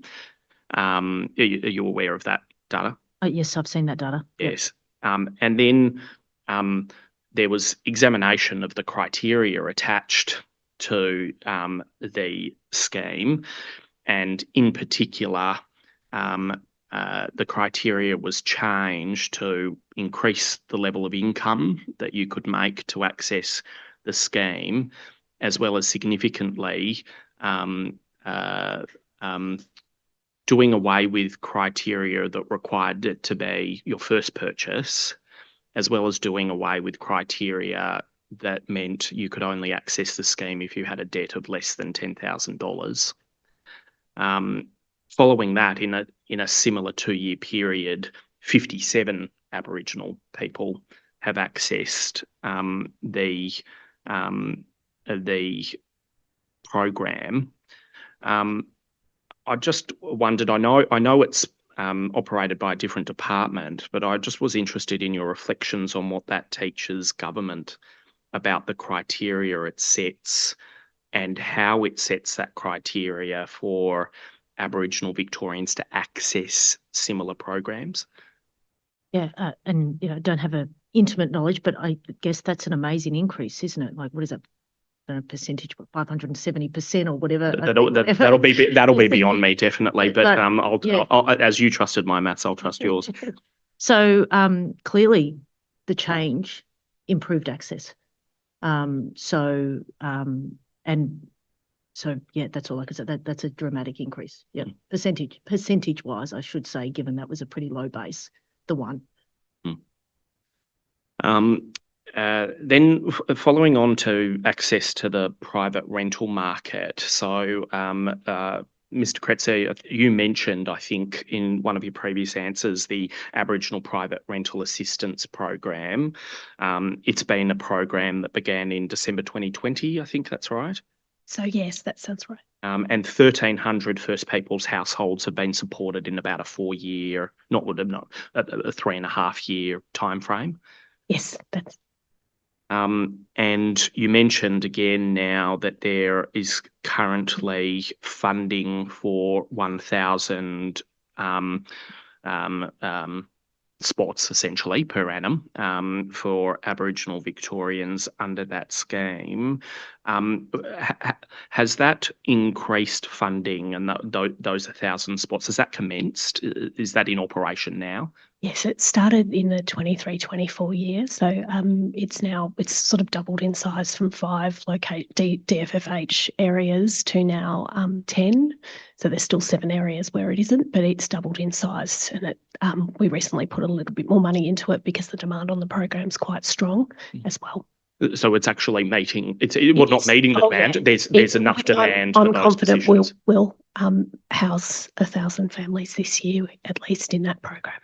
And that makes sense with the increase in demand on the private rental market itself by Aboriginal Victorians, given the crunch on both home and ownership and social housing. Absolutely, and it being in more locations is helpful as well. Yes. And so is it, do I take it from that, similar to what we've discussed about previous pilot programs, that it's your desire as Deputy CEO of Homes Victoria that, at least based on initial indications of the success of the program, that it continue to be expanded? I would hope so. And I don't think it's a pilot. I think it's embedded. No, not a pilot anymore. It was, yes. It's taken off. It's in flight. Yes. But nonetheless, it sounds like from your evidence that there is a desire to continue to expand the program. Yes, absolutely. And that's just simply going to be necessary given the increasing demand year on year on the private rental market for Aboriginal people. Yes. Next, I want to look at some of the issues we've discussed around intersectionality between housing and vulnerable subgroups. If I can go to Manana wanting Matukut, and I can already hear members of the Gunditj Mara laughing at me for mispronouncing, and I apologise. If we can go to that, this is tab 9 of the Commissioner's folders, and that's at page 73. And I apologise to the operator, I've jumped ahead in my list. So this is number 5 in my list. Yes, thank you. And if we can highlight the column on the right. So this is page 73 of the framework, if you have it. Yes. So one of the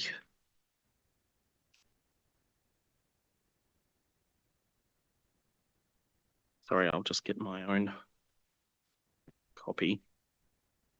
This just presents some data that highlights some of the particular vulnerabilities. And this is, I should say, this is generally for Aboriginal Australians. This is data for Aboriginal Australians, but is also obviously relevant to the Victorian Aboriginal community as well. So Aboriginal Australians are more likely than others seeking homeless assistance to have children under 10, and that's evidence we've discussed. That's 22% compared to 15%. They're younger than 25. That's more than half of the, at least Aboriginal Australians generally seeking homeless assistance compared to 40% of the general population. More likely to already be homeless. Need emergency accommodation. We discussed that briefly again, more than half compared to the general population of 36%. And then further down the last 3 dot points, need meals, more than twice the general population. Need laundry and shower facilities, again, more than half, and need transport, 32%. Against 19%. Now, of course, these will play out differently across the country. So this is national data compared to Victorian data.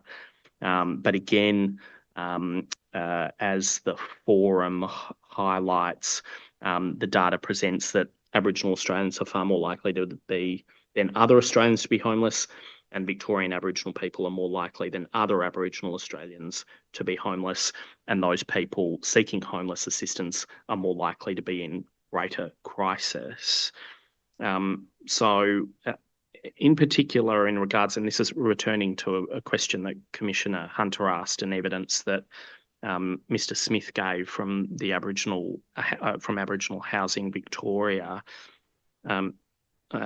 In particular, it seems as though children are significantly a high proportion of persons in families seeking homelessness services.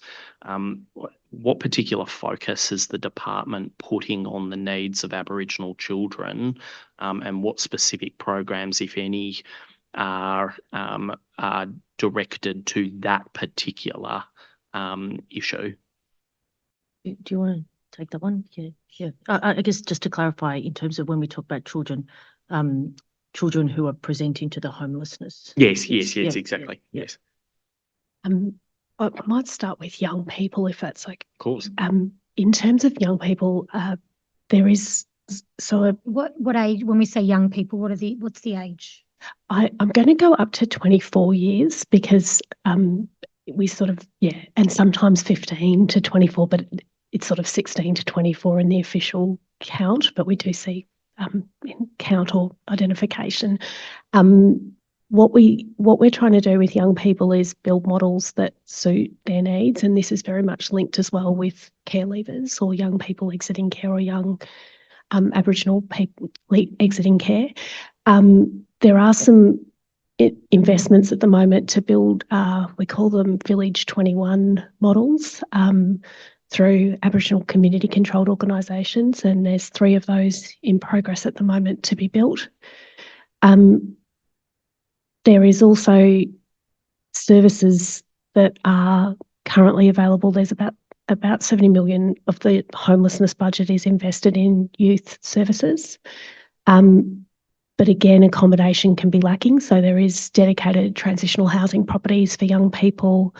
There is money through care leaving arrangements around building better futures to provide housing assistance, because it's often a very significant element in children transitioning from care. And then there is a range of other ways that we also try to reconnect young people with family and kin. So it's not just assumed a young person who presents to a homelessness service system lives independently. Often it's also about that reconciliation with family and that support within family. And shouldn't that be done while they're in care? Yes, sorry, I was referring to young people less so in care than young people coming into homelessness services, but I would. Yeah, just picking up on, high risk group is kids leaving care, and the data tells us in terms of high risk of homelessness.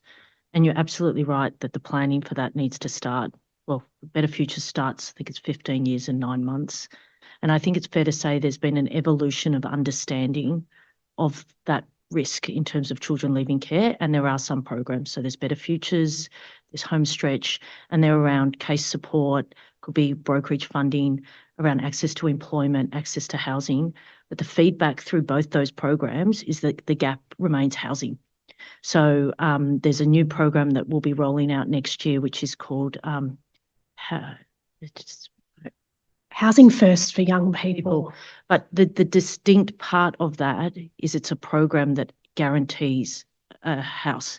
It doesn't for life. It's a 2.5 year, and there's about 225 dedicated spots just for young people leaving care. About 20% of those will go to Aboriginal children because we know they're overrepresented in the system. So I think, as I said, there's an evolution of understanding about how to look at that issue. I would say, though, when I've been reflecting on this as an issue that I think when Dannii started to talk about, I think there is also a work that we need to do about what are good models for young people leaving care that isn't public housing, to be honest. Like, are other models that might be more communal-based models. So I think, and there is some recommendations in the blueprint. They're not funded yet, but there are in relation to VACA. But I do think that is a piece of policy work, particularly with ACOs, that we do need to look at, because I think there's more work that we can do about not just supply, but what does those, because they're still children, right, at that age. So what do the good maybe communal models look like in that space? Yeah. Do we have any stats around kids leaving care that end up homeless? Yes, if we can definitely provide that to the Commission. I think that's, and that's where the highest rate of removal in the state, Aboriginal kids, and we're only, what did you say, 20%?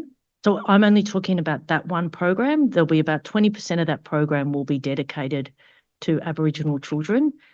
But yeah, that's in recognition of the overrepresentation of Aboriginal children in care. Sorry, can I also, has housing got, and sorry for being ill-informed here, closing the gap targets, and are you addressing them? So we have closing the gap target that looks at overcrowding. we've met that target. But I would say that target, the target we've met is still lower than the experience of non-Aboriginal people in terms of rates of overcrowding. And I would say the other thing is we don't think that's an adequate target. We get told that it's overcrowding. Yep. Really good point there. Yep. But we're not going to leave our family on the streets, so we take them in, the detriment to our own families. Yep. And also take on the kids in care, the grannies that take on the kids in care. Yep. What was that target that you read? So it's rates of overcrowding. 80. It's a national target. It's very, Okay. It's 88% and it's counted as needing one extra bedroom. So it's 88%. We exceeded that by, I think it was 2021. The current rates of overcrowding in public housing are 3.2% of all the population of public housing live in overcrowded dwellings, and for Aboriginal people in public housing, it's 6.3%, I believe. So it's double. It's not at parity. So the 88% target's just very, very low and not ambitious enough for where we need to be. And I also asked just on that that program you was talking about and kids leaving care, is there also for kids with disability leaving, like is there a... I have to check how we're dealing with that, because can I come back to the Commission on that? Yep. I think just while we're on that, given we're talking about intersectionality, what about the intersectionality in those groups, for example, young people, as we just briefly talked about, who are living with a disability, or young people who identify as LGBTIQA+, and are the models you're talking about taking into account their unique experiences? Yep. So, and we know that members of the LGBTIQ community are also overrepresented in homelessness. To be honest, particularly on that, I will have to come back for more detail to the Commission about how we're making sure that their needs are addressed. Yep. And also if they're included in that leaving care program, because all those factors make them more vulnerable. Like, yes. I think as Commissioner Hunter agreed, and it's how those models where we've got not just the home but the support wrapped around, like the Village 21 models and the models that are recommended with the youth foyers, which also have an education focus. It's those models that really do work better for children with additional needs as well. Just not to take away from the children in care, but my question was about care, but also people who aren't in care as well. Yep. Another vulnerable group is Aboriginal Victorians experiencing family violence. The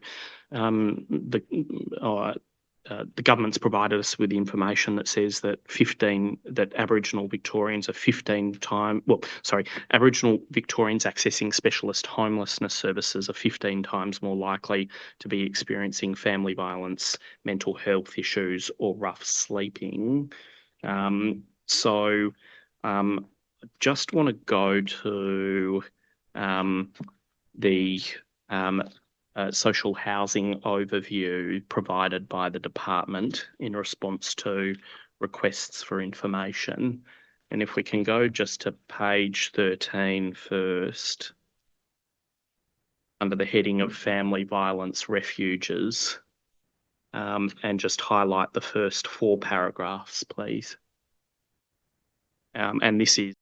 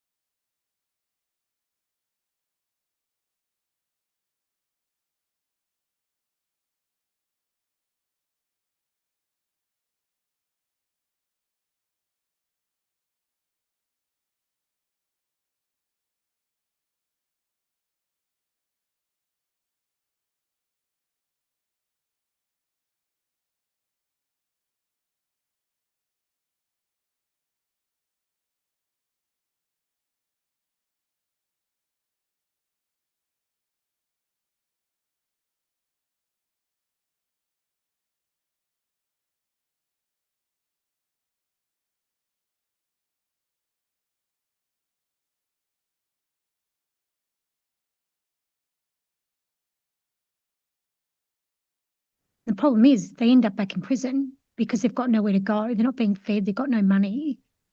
And why this data, like, it's the first thing we heard. And mothers exiting, trying to find housing to get their kids back. Like, we've got kids staying in care forever, or we've got them reoffending. There wasn't a woman that was, her first crime was stealing a tent to house her and her daughter.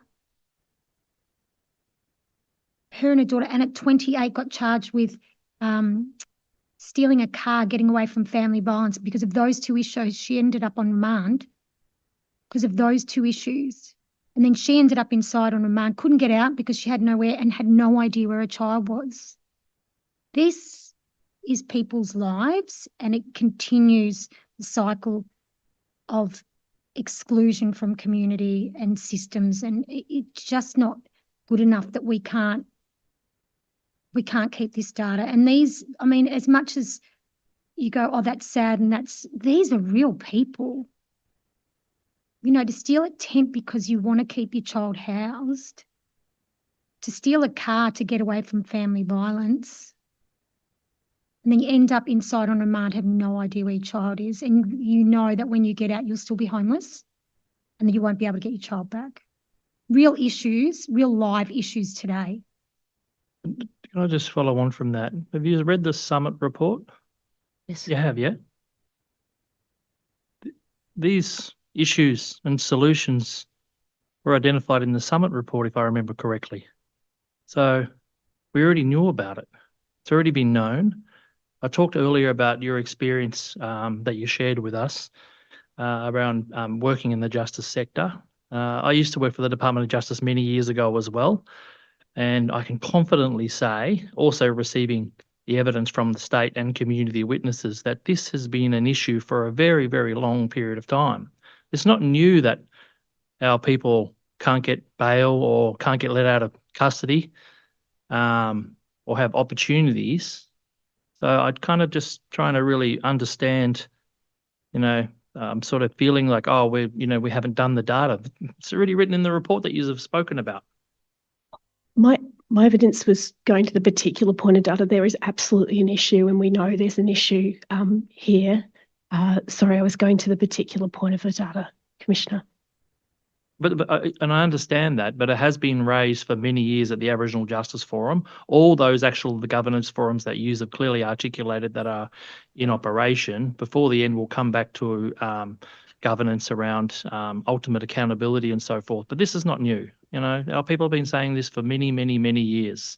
Whether you sit on the Family Violence Forum, whether you sit on the Justice Forum, Health Forum, so many forums.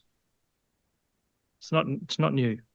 Can I also point to the seeming to me, very small amount of money that has been provided to address this, $385,000?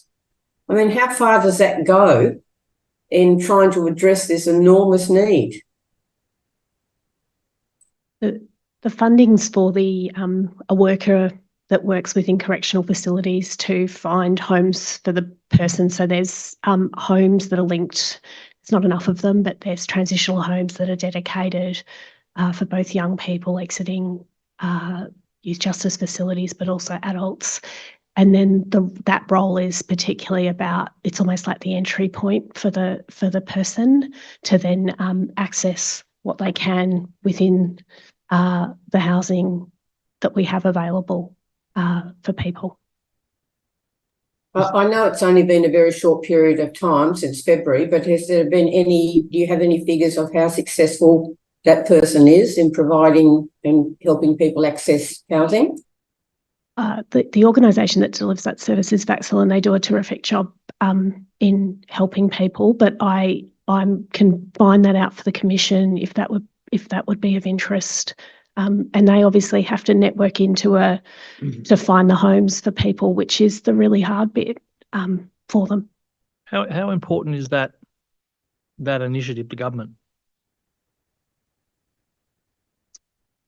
Very important to us. It's very important. And finding the the right location, and the Aboriginal Housing and Homelessness Forum is steering us in terms of the second access point. But it's really important because if you can, 10 weeks out from someone exiting custody, get that right, you can do so much better for people and they're set up for success. Thanks for that detailed response. But we've allocated a worker, to direct quote you, a worker. It's so important. Surely there's a need for upscaling. And upscaling in the accommodation that people can access as well.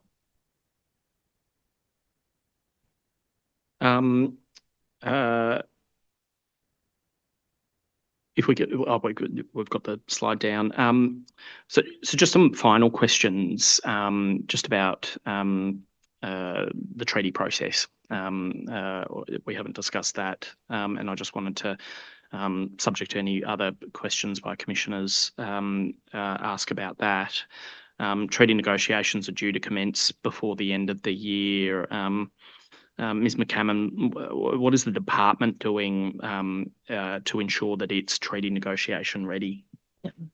So we have a dedicated team within our Aboriginal Self-Determination Outcomes Division, our Truth and Treaty team, and we also are in the process of employing an additional specialist to go into that team as well, so resourcing a team there. We have a subcommittee of board that assists us, the board, to be treaty ready.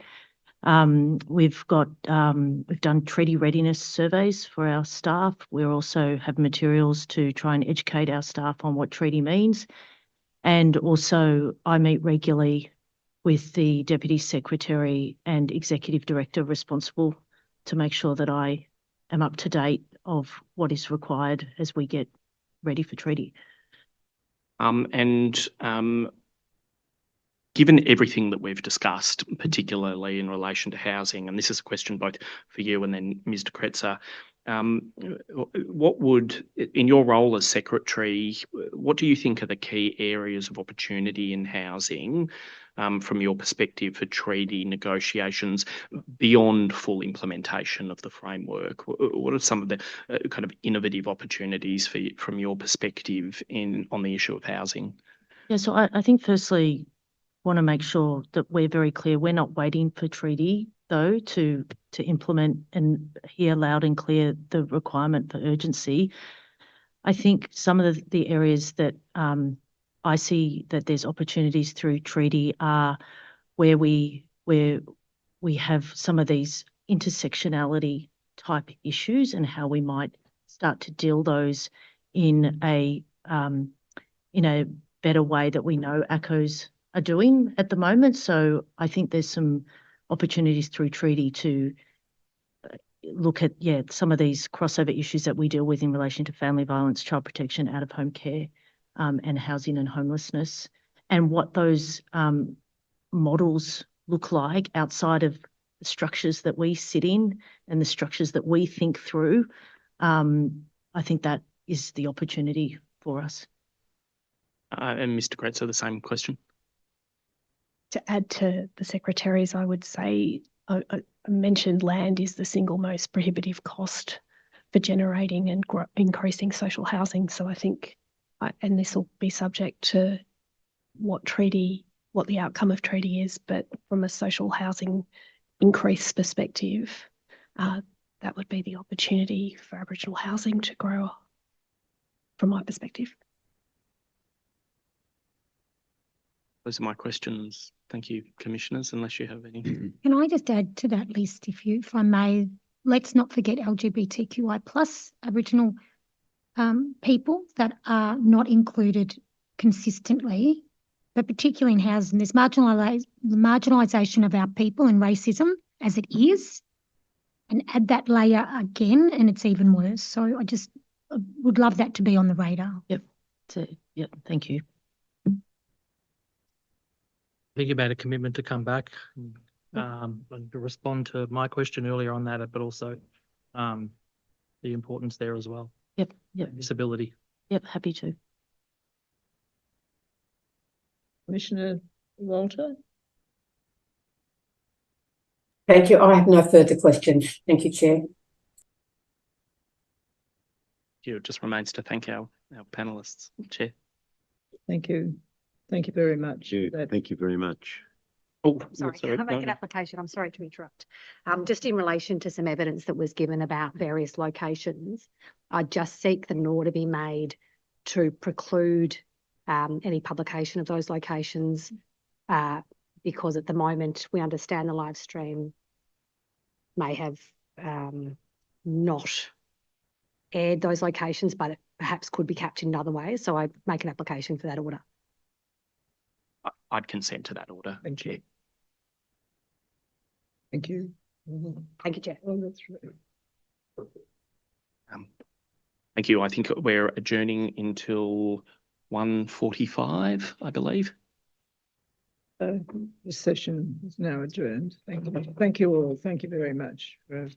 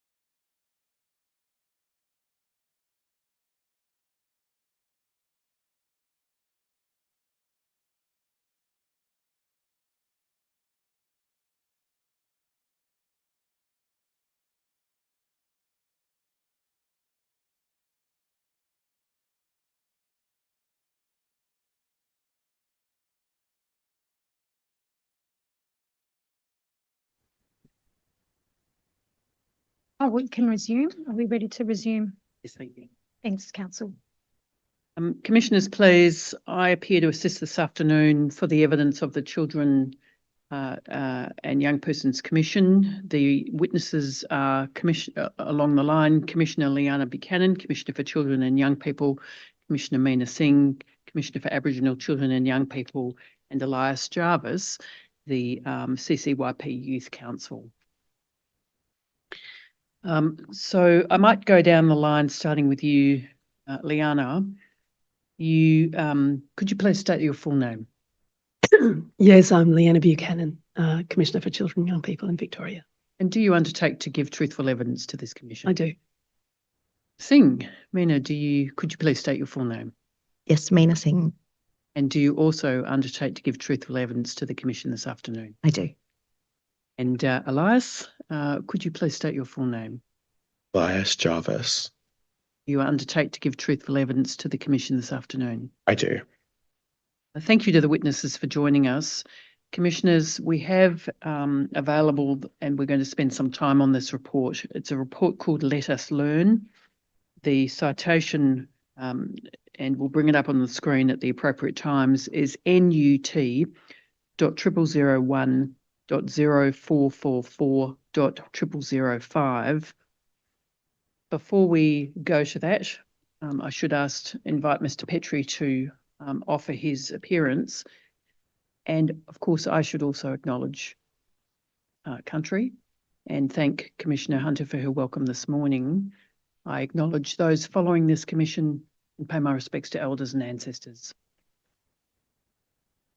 Good afternoon. Good afternoon, Commissioners. If it please the Commission, my name is Nicholas Petrie and I appear on behalf of the State of Victoria. I'd also like to thank Commissioner Hunter for her welcome to country this morning. And on behalf of the State, I acknowledge that today's hearing is being held on the lands of the Wurundjeri people of the Kulin Nation. I acknowledge them as traditional owners of this land and I pay my respects to their elders, past and present. The State acknowledges sovereignty has never been ceded and the importance of this. The State also acknowledges and pays respect to other First Peoples here, those listening online and those who may be reading the transcript in the future. Thank you, Commissioners. Thank you. So before we turn to the report, I might ask each of the panel members whether they wish to make any opening remarks. And perhaps if we start with you, Meena. Yeah. Thank you. Thank you so much for the opportunity to give evidence again, my third time before the commission. Before I begin, I would also like to pay my respects to the traditional owners of the lands we meet on today, the Wurundjeri people of the Kulin Nation. I pay my respects to their elders past and present and acknowledge that wherever we are on this continent of hundreds of nations, now known as Australia, sovereignty was never ceded. And I also apologise because I have an annoying dry cough, and so I am sucking on a throat lolly to try and make sure that's not as annoying. So just to begin with, I'd like to read part of my message from Let Us Learn, the opening a few paragraphs. For Aboriginal people, the education and care of our children and young people go hand in hand. Aboriginal people have been connected to country, law and culture through the wisdom of our elders passed on to younger generations. Holistic and inclusive collaboration from all community members is what has seen Aboriginal people care for each other and for country for over 60,000 years. The impact of invasion and colonisation saw an interruption to that education and connection. As formal education was introduced and open to many in the new colonies and federated nation, Aboriginal people experienced barriers in getting those same opportunities, not just barriers, actively excluded. Dispossession of land, movement onto missions and reserves, forced removals from families to be trained for entry into unpaid labour are only some of the factors that impacted on Aboriginal children's access to education. When Aboriginal children and young people did get to attend school, so often the experiences of racism undermined the benefits of an education, as well as causing irreparable psychological harm. Education in all its forms is highly valued by the Aboriginal community in Victoria. Aboriginal people recognise education is a key to breaking cycles of entrenched disadvantage and making improvements for the individual and their community. Yet Aboriginal children and young people experience mainstream education systems in ways that see them have lower educational outcomes than non-Aboriginal children and young people. And as our inquiry shows that we'll talk to more extensively the educational outcomes for Aboriginal children and young people in out-of-home care in Victoria, and that's a system where we are already grossly overrepresented, those outcomes are even worse. So that's just the opening part of my statement from Let Us Learn, the systemic inquiry into educational experiences of children in out-of-home care. So under the United Nations Convention of the Rights of the Child, Articles 28 and 29 set out the rights of a child to education in terms of access, content and quality. In Victoria, under our Charter of Human Rights and Responsibilities, there isn't a reference to education. And unfortunately, when it comes to rights, it very much feels that those with resources are the ones who can access those rights and have them upheld. And the most vulnerable in our community, those who are at the greatest risk of having their rights infringed upon and abused, are the least likely to have those resources. Given evidence to the Commission before and previous opportunities about what we see at the Commission for Children and Young People, and we see what happens to children and young people, no matter their background, when they fall through the cracks, when adults in their personal lives or as part of the systems that shape their lives let them down. And what I understand more and more in my role as Commissioner, and in having been through this process of a systemic inquiry for Let Us Learn, is that education does not happen in a vacuum.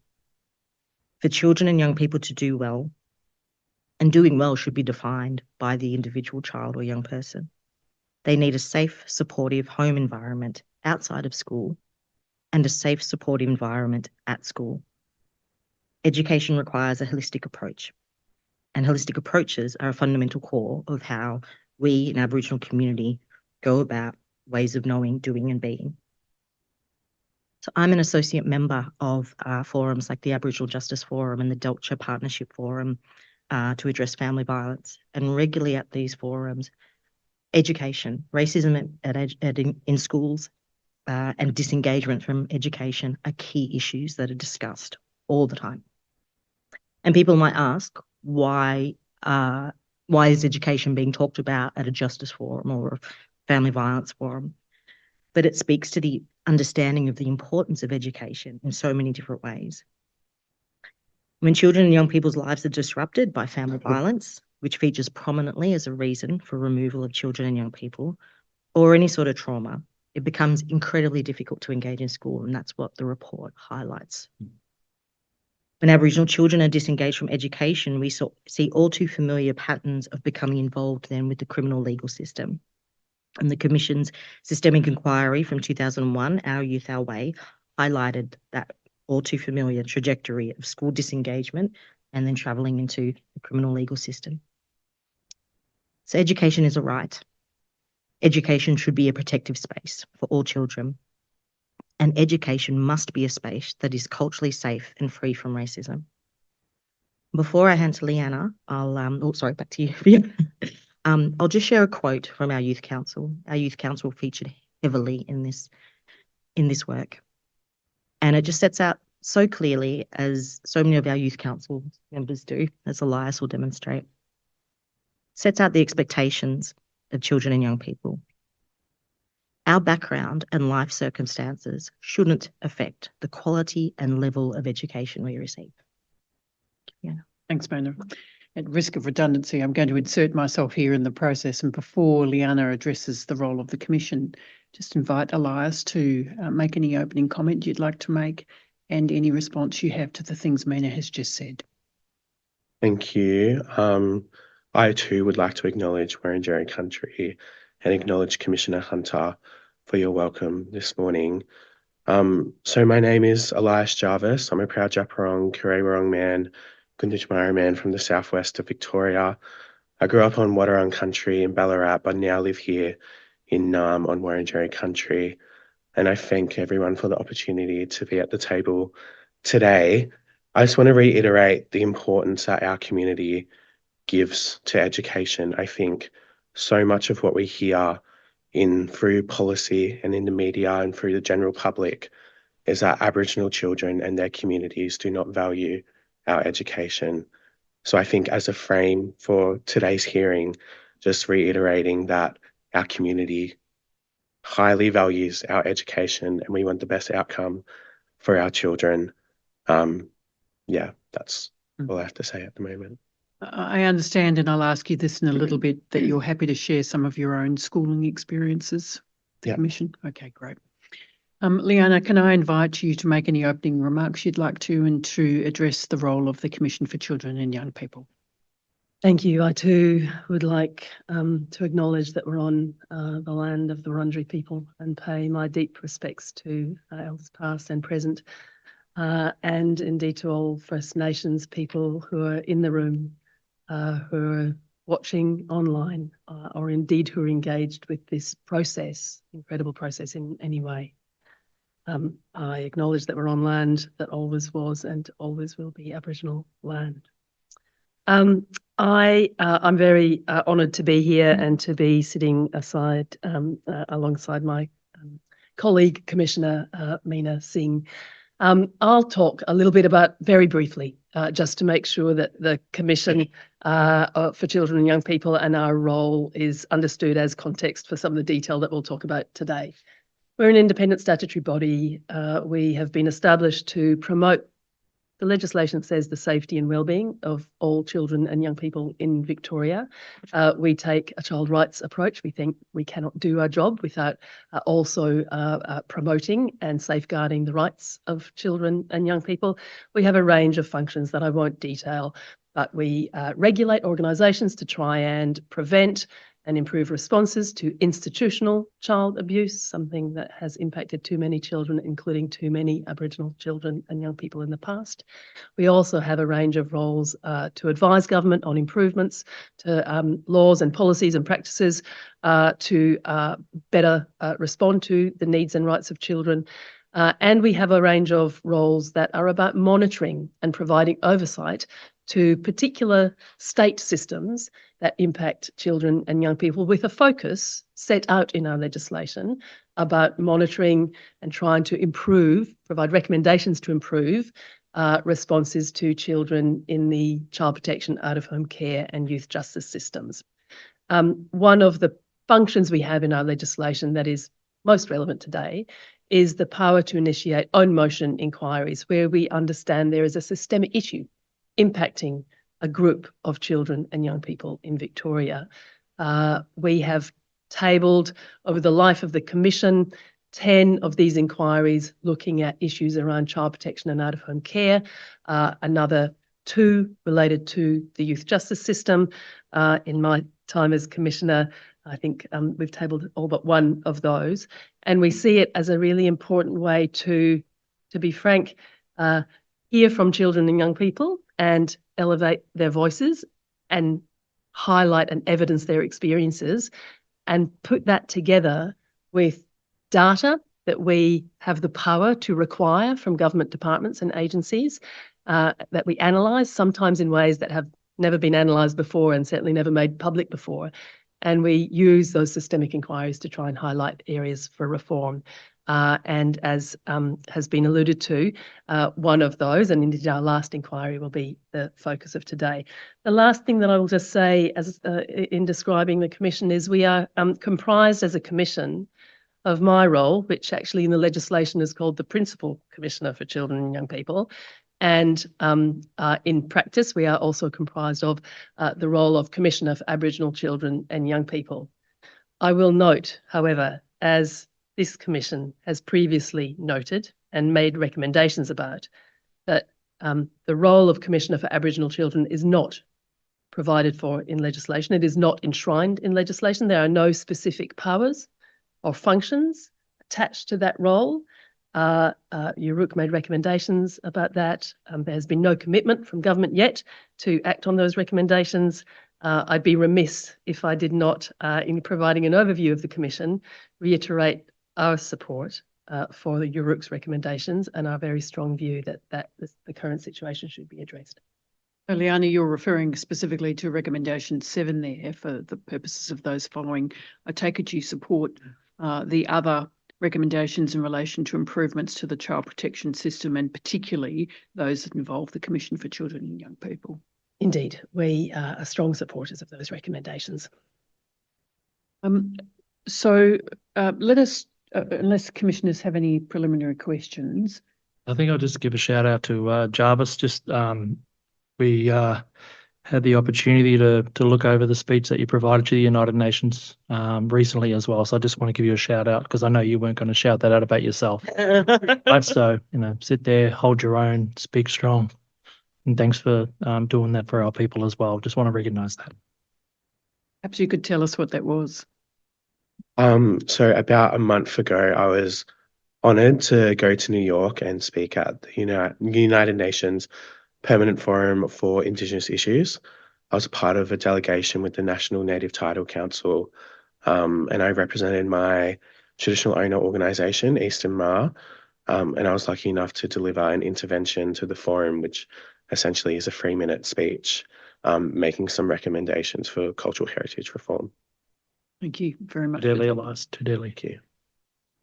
So let's turn to the Let Us Learn report. This is a report that was tabled on the 16th of November 2023, a report conducted by the Commission. The full title is Let Us Learn Systemic Inquiry into the Educational Experiences of Children and Young People Living in Out-of-Home Care. Liana, can I come back to you and ask you to explain the background to this report and what motivated it? Yes, certainly. The background to this report, the genesis of this report really occurred when we were conducting a previous inquiry. So in 2019, myself, along with then Commissioner for Aboriginal Children and Young People, Justin Mohammed, led an inquiry looking broadly at the experiences of children and young people in the out-of-home care system. I should say that, sadly, because whenever we're looking at either the out-of-home care system or the youth justice system, even if we're looking broadly at the experiences of all children and young people, we know because of the massive overrepresentation of Aboriginal children and young people, we always have to, in any piece of work like this, have a very square focus on hearing from and trying to specifically understand and lay out the experiences of Aboriginal children and young people. That was certainly the case in that previous inquiry, which was ultimately tabled under the title In Our Own Words towards the end of 2019. For that inquiry, we heard from over 200 children and young people who had experience in care or who had recently left care. 204, I think, was the precise number. 82 of those children and young people with whom we spoke and who we asked about and who shared with us their experience in care were Aboriginal children and young people. So a strong representation from Aboriginal children and young people who had care experience. Although we were asking about lots of things in that inquiry and received evidence about many, many, many different problematic aspects of the care system, we heard a lot about education. We heard a lot about how much children and young people need school. They need school sometimes to be their safe place when nothing else is safe or stable. They need it to be a source of an adult who can provide them with support and a good, stable relationship. They want to do well at school, but we heard from so many children and young people in that inquiry about the extent to which that was not their experience in school. So in short, as we finalised that inquiry, we realised that the topic of education and the care experience needed to be the subject of its own inquiry. So that's the background. We really did decide to pull this out as a piece of work that needed us and children and young people to shine a light on it on its own, not alongside the many, many other issues that we detailed in our own words. So the terms of reference, if you could just summarise those in broad terms. Yes, as you'd expect, they were to understand how children and young people in the care system experience education, identify some of the barriers to education and educational engagement for children and young people in care, explore the effectiveness of both education and Department of Families, Fairness and Housing policies and practices in respect of children in care and supporting their education, and to make recommendations for any changes that might be necessary. Just as a bit of a roadmap for the report for commissioners, the 47 recommendations of the report are down the back end, and there are also some appendices which include key tables and figures, the data basically that you've elicited from your various sources of investigation. That is correct. You spoke to students and staff? Yes, we spoke to 101 children and young people, 31 of them were Aboriginal children and young people.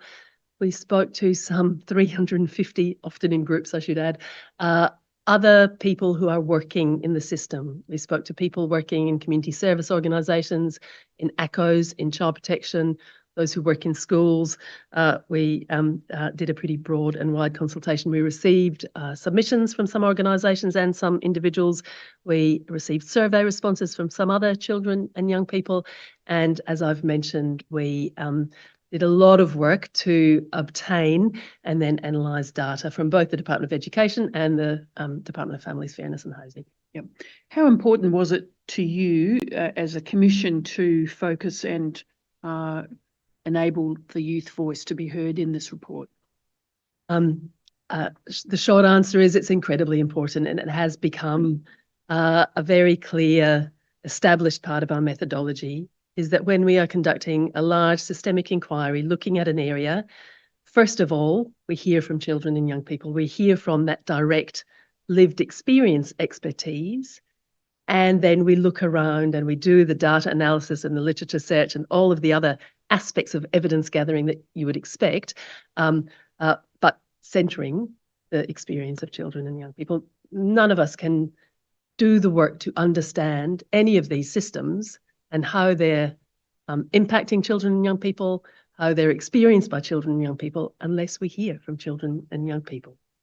So Elias, as a member of the Youth Council, how are they doing on that measure? Without being biased and championing the Commission, I think the voices of children and young people at the Commission for Children and Young People is really integral to the work that they are doing and we are doing. There's a big appetite for youth, Indigenous voices and kind of the youth voice as well. And I've been a part of processes which are quite tokenistic, and advice that is shared doesn't really go anywhere. And it's kind of just, ticking the box of speaking to children and young people. But at the Commission, I feel personally, if I had advice, genuine advice, that it'd be taken on and enacted to the work that they do. Thanks for that. Okay, so coming back to the powers of the Commission when conducting this sort of inquiry, how important are those powers? They're incredibly important. The most, to me, one of the most significant powers for an inquiry like this is the power to require departments and other relevant agencies to provide some of the information and data that they hold and that is not otherwise accessible to anybody outside government. So that certainly, there's a particular power under Section 22 of the Commission for Children and Young People's Act that sets that out. And we rely on that fairly heavily to ensure that we get clear and free access to information. I do think, and I think this about all of the work that we've done at the Commission in my 8 years, but including Let Us Learn, that power is important because when we are looking into systems like the care system, but also into systems like the education system, transparency is key. And so the role, of course, I would say this being the Commissioner, but the role of an independent set of eyes and ears to be able to access that data, look at it, understand what it means, and then share that with community is pretty important. Finding the first page of the recommendations, as I do that, you mentioned in your opening remarks that education is not a protected right under the Victorian Charter of Human Rights and Responsibilities. Do you think that your powers need to be improved, or that there need to be recognition of that specific right? Just talking about education at the moment, to enhance your work in any way? Meena may also have a view on this. I don't think at this stage we have the power to make inquiries either into the way a school or the education department has responded to an individual child or specific children, or to look at the systemic issues in schools or in education. We have good powers in respect of that. To the extent that I think there's power, or there's potential to strengthen the recognition of children's rights generally in our domestic law, I am very clearly of that view. As a country, we have not done that. The Convention on the Rights of the Child has not been enshrined in domestic law. When I look at Victorian legislation, as I mentioned, our very legislation that establishes the Commission does not bear any reference to children's rights. We have to apply that as the commissioners. And when I look at different aspects of the legislation that particularly impact children in all kinds of ways, whether it's the Children, Youth and Families Act or other legislation, it is my view that legislation would be strengthened if it had explicit reference to children's rights and the Convention on the Rights of the Child. Now, I was going to ask you about the recommendations and where we're at with implementation or acceptance of those recommendations. The findings commence at page 37 of the report, and you have made 40 key findings and then 47 recommendations flowing from those findings, which commence at paragraph 42. So what is the government response to your findings and recommendations? Perhaps if we start there. Perhaps I'll start kind of globally. We have only in the last week, I think, received the government response. So we are still working through it. And it's fair to say that I think we will be going back to the two responsible departments to ask for some more information about what sits underneath some of the responses. At a summary level, the government has accepted 25 of the recommendations in full, 19 in principle, 2 in part, and the government is further considering one of the recommendations. At a very global level, and we may or may not get opportunity between Meena and I to talk about some of the recommendations and areas we think are especially important and how we see those responses. But at a global level, I would say I think there has been a positive response by government, by the Minister for Education, by senior people in the department to this inquiry. What I am not yet seeing is a sense of urgency and complete commitment that, of course, I would like to see to act on all of the recommendations.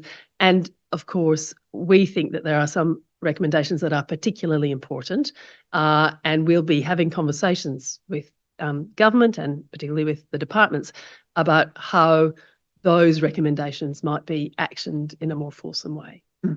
The response to your recommendations, is that public? Not at this stage. So our usual process is that we received a communication directly from the Minister. We will then analyse that response and we will make comment on that response and whether we think it is adequate. We then share that so that the relevant departments can make comment, and then we will make that public after going through that process. Can I just ask how long between publishing this report and the response? What was the time? I think it is literally the case that the response was signed off at the end of May, 28th of May, I believe. And as Fiona has referenced, we tabled that report in mid-November last year. Roughly 6 months. Indeed. And yeah. Sorry. I think I have to say, and we haven't talked about any of the kind of headline findings from this report, but essentially, aside from children and young people's voices and experiences, which are and I encourage you to dip in and read some of them. They are compelling and they are powerful.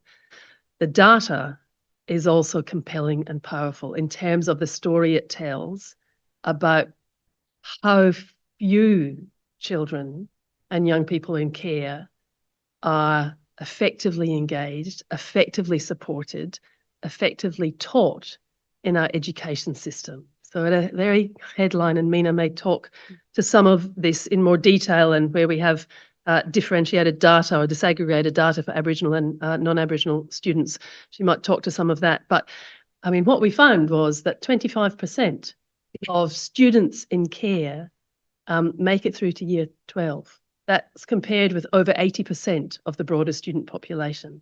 We found that students in care are 5 times more likely to be expelled than other students. They're 5 times more likely to be suspended. And I'm not just talking about students in secondary school, primary students in care. So we found that 3% of foundation children who are in care are suspended from school, 4% of grade 1s. So there are some fairly shocking findings about the extent. Grade 1, how old is that? That's 6. 6-year-olds being suspended from Victorian 5 and 6 out of home care. 5 and 6 year olds. Well, just pausing there with that quite extraordinary number, what happens to the education of that child if they're suspended whilst living in out-of-home care? Is there any delivery of education services? Depends where they are, but mostly no. So there will be, if they are in a particular residential care home with a provider that has some capacity and funding and an education arm, they may get some, but often, particularly if the child is simply suspended, then they're spending their day at residential care, or indeed they're spending their day needing to be cared for by their kinship carer or their foster carer, who might otherwise have needed to go out to work. So actually we had devastating stories of care placements, kinship care and foster care placements breaking down because the child was being sent home from school, either suspended or on a modified timetable, a kind of informal, unregulated arrangement, and the carer just simply couldn't continue to come and collect their children from school. Just elaborate on modified timetable. Seems a bit, I don't know, a new fancy word for suspension. So the concept of a modified timetable is that it's not suspension, but there's an arrangement put in place with a child and their family or their carers that the child doesn't attend full time. So that might mean the child attends just in mornings, or the child might attend only a couple of hours a week. And what we found is that we heard a lot about this from stakeholders as being a really big concern, that it was being used unnecessarily and inappropriately, and that the supports weren't being put in place to make sure that those children are then supported and given what they need to come back into school. It's not regulated at the moment by the department. There's no guidance about that. One of our recommendations that I understand the department is acting on is to develop guidance about when these should be used and when they shouldn't. We've called for fairly strong oversight of that, even once the guidance is in place. But we heard a lot about its misuse. Yeah. Which is a lot. And there's no regulation over. Yeah. I'm just going to probably jumping way ahead here, but what are the expectations set? How high are the expectations for particularly Aboriginal children in out-of-home care in the education system? Are there any expectations of them, or probably a better question is, how high do they set the bar? Or sorry, how low do they set the bar? I think that low expectation of Aboriginal children and young people in both out-of-home care and also with their families is a huge hindrance to the experiences of our kids in schools. That, because it's an Aboriginal student, it's all right, they're not going to necessarily do well anyway. So the supports or the encouragement to engage and do better often isn't there. And I think in some ways it's the most insidious form of racism, that expectation that's based on what you think about a person purely because of who they are. But we have so many comments in the in the inquiry report, children who want to go to school, children who want to be there, be with their friends, be engaging.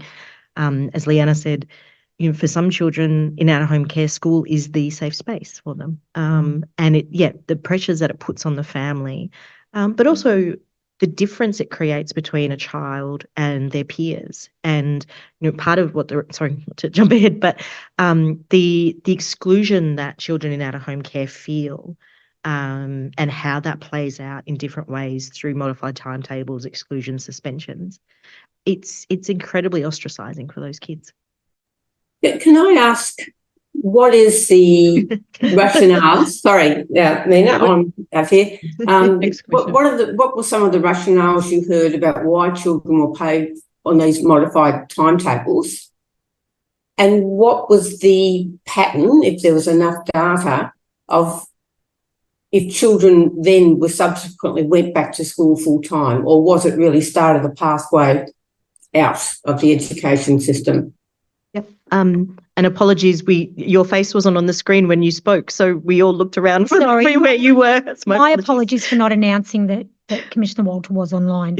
Sorry. Okay. And just while Meena's answering that question, could I ask the operators to, if we're bringing something up on the screen, to have Commissioner Walter still visible if it is, so if that's possible, so we can see if she's got her hand up or wants to say something. Thank you. Thank you for that question. I think one of our key findings overall was a lack of data about the experiences that children and young people in out-of-home care are having in the education system. And we found that in a range of different aspects. Because modified timetables are used so differently across different schools without any real standards around what's involved for them, it was really difficult to see how they're being used and why they're being used. But anecdotally hearing from children and young people, hearing from people in the systems, what it's often in response to is the behaviours of children. And we're talking about kids who have experienced trauma, abuse. They're young, they're trying to navigate those experiences. They often aren't receiving the services that they need, the supports that they need. And then they're going into an education environment that is often inflexible, that doesn't recognise their needs. And they're behaving in ways that are honestly, how else would you expect a child to behave without that clear understanding of them? So in terms of clear data, we, around suspensions and expulsions, there's quite clear data, but modified timetables is just a kind of unknown land. Yeah. Just to put the numbers in perspective, the 25% in care that you're talking about should go through to year 12. Is that across all schools, public and non-government? We looked only at government schools, and in part that was because this data was very difficult to get across Catholic and independent schools, but also children in care are in the vast majority in government schools. So I think it's 93% of children and young people in care are in government schools. Just to put compared to something in the order of 65 or thereabouts % of the broader student population. Just to put this in context, some numbers that we have. The total number of First Nations students enrolled in Victorian government schools in 2023 is 17,513, accounting for 2% of the total student enrolments in Victoria. And in Victoria, there are 499 Catholic schools, and 225 independent schools. And so I don't have the breakdown of First Nations students at those schools. But surely the Commission should have a mechanism or a means to be able to get data out of those schools too, to work out what's happening there. I know there's not so much for this inquiry, but another piece of work that we're involved in. We don't have the same powers to require information from non-government schools that we do from the Department of Education. So there is potential for some strengthening of powers. There is also, which is not to say that data cannot and would not be provided voluntarily from those schools, there is a practical resourcing issue for us when we're doing a piece of work around the work that's involved going to each one of those 225 independent schools.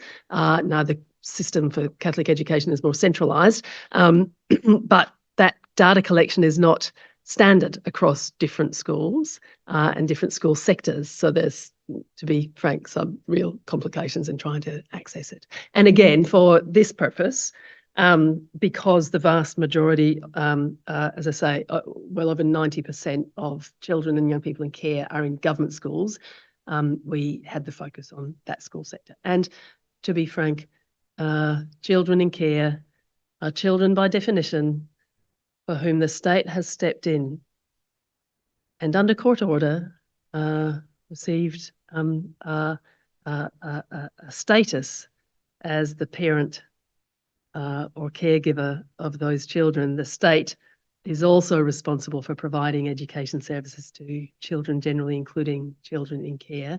We thought it appropriate to shine the light on the Department of Education and government schools. But just so I understand this, the state, as legal guardian of children in care, may direct a child to attend a non-government school or facilitate that. Is that correct? Yes. So there's no reason in principle why you shouldn't be able to obtain data. And many of these non-government schools are governed in a sort of umbrella sense by a church organisation, for example. Yeah, the Catholic schools are under kind of a number of different umbrella organisations, if you like. Independent schools are not. They generally all operate independently. Commissioners have any questions arising from those? Just to follow up with I'm very concerned about these modified timetables. It's just sort of yet another vehicle for excluding children. I just wanted to know if you did have any information about the trajectory post those. How long do they go on for? Do they go on for years? Are they weeks, months? I think I have to say, Commissioner, your questions are the right ones. And the point that Meena made and our point in the inquiry is nobody knows. Because they are unregulated, because there is no guidance about when they're to be used and not, because there is no approval mechanism or oversight in respect of these arrangements. And I should say, we heard of some occasions when they are used for good purpose, when a child might need time out, he or she is able to regulate themselves and work and get the support from the school for a period, but actually those, in terms of what we heard anecdotally, were the minority of situations. And when that was done well, it was then done with wraparound supports and really significant program in place to make sure that that child was supported to come back into school full time, not excluded on an ongoing basis. So you're asking the right question. The unfortunate answer is nobody, not only us at the Children's Commission, but nobody, including in government, has any view of that. There is no visibility of that at a system level. That is, again, part of what we have said should be addressed in our recommendation. Deeply disturbing. If a parent did this on their own accord, parent that has the child in care, what would happen to the parent that only sent them to certain times of a day? Because the state's the parent. So what would happen to a parent if the child was with them and they decided just to send their child to school for certain hours a day? Potentially they would be in breach of the legislation. It's a legal requirement that your child attends school until they're 17. And I mean, I guess the issue, the interesting aspect of modified timetables is that in theory, it's an agreement between carer and parent and the school. Again, we can only say what we heard anecdotally, but you heard we spoke to a great many different stakeholders, carers and workers. And we heard of a lot of situations where it did not feel like a mutual agreement. It felt like something that was being imposed by the school because they didn't feel that they, at a school level, had the skill, ability, supports, resources, will, in some cases, to put in place what was needed to keep that child in school. the state's the parent and it's going to a state school and they are not putting resources in to make sure these children, in their best interests, might I quote the Children, Youth and Families Act, to get an education, uphold their end of parenting. That's absolutely right. One of the things that we have recommended is that not only does work need to be done within child protection to make sure that there is a far greater focus on education, a much greater priority placed on education. We heard that often in the workings of child protection, in care team meetings and so on, there's often such a focus on what's seen to be a crisis point or trying to get some stability for children or stability of placement. Education often, if not more often than not, falls very far down the priority list. So we had a lot about that and we've made recommendations about that.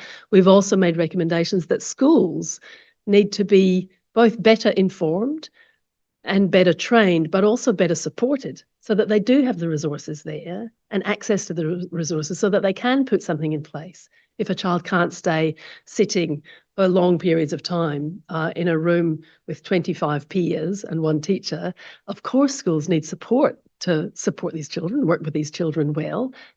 Those are some of the changes that we recommend. Just to follow Commissioner Hunter's question, in terms of the placement principles and the best interests of the child assessment, a parent could have the non-attendance at school held against them as a factor warranting the removal of a child, but not the state.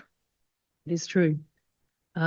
One of the interesting aspects of this inquiry that we noted along the path was that when we were speaking to stakeholders from the child protection or the care system, they blamed schools. Or they blamed it's really hard to get our kids enrolled into schools. Schools are not putting in place what, and we heard a lot of that, schools are not putting in place what they need. Schools don't understand these children and their needs. And then when we were talking to education stakeholders, they were pointing to aspects of the care and child protection system that made it really difficult for children and young people to stay engaged. I think my reflection at the end was this is an example where, as you say, Commissioner Hunter, there are two different parts of the state that are responsible for critical aspects of these children's lives, and they need to work together to achieve far better outcomes than are currently being achieved for these children and young people. In the context of the negotiations around the recommendations you just referred to earlier, where do these sit, if you can publicly share? So is that one of the ones that's been accepted? Or is there still a negotiation happening around this particular one? There are, probably I've just talked about a number of them. I think it's fair to say that in the kind of the work around additional supports in schools or additional education supports for children in care require additional funding. So those kinds of recommendations have typically in the response been categorised as accept in principle. Yep. The work that we have recommended be done by Child Protection around elevating the priority of education has been accepted. It's one of those recommendations where we will now be looking to kind of understand exactly what is intended by the department and make sure that that's a meaningful program of work. There might be something like the accountability hearings. Just around the modified timetables, have you got statistics around Aboriginal and non-Aboriginal children? Not specific, again, because it's. Do you want to take it? I'm a numbers nerd. Meena, what Meena was about to say is absolutely right. There is no data that allows us to compare across Aboriginal and non-Aboriginal in the general population. And similarly, I don't think we have, oh no, we do have some, anyway, we have data on what proportion of students in care have been on modified timetables at a point in time, 12%. And from memory, 22% of that 12% were Aboriginal children. So 12% of all students in care were on a modified timetable. We don't know how that compares to the general population because it's not counted. And of those 12% who were on a modified timetable, 22% were Aboriginal children. I have heard from a carer about those modified timetables previously and how they felt they were racist because they didn't want their children mixing with other kids because they were a bad influence and they were Aboriginal. What would you say is it compared to what you found?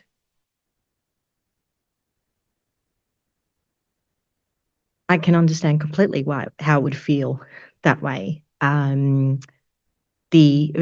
because they're not reported on clearly, appropriately. One of the recommendations we've got is about having that clarity and consistency about reporting and why you're using modified timetables.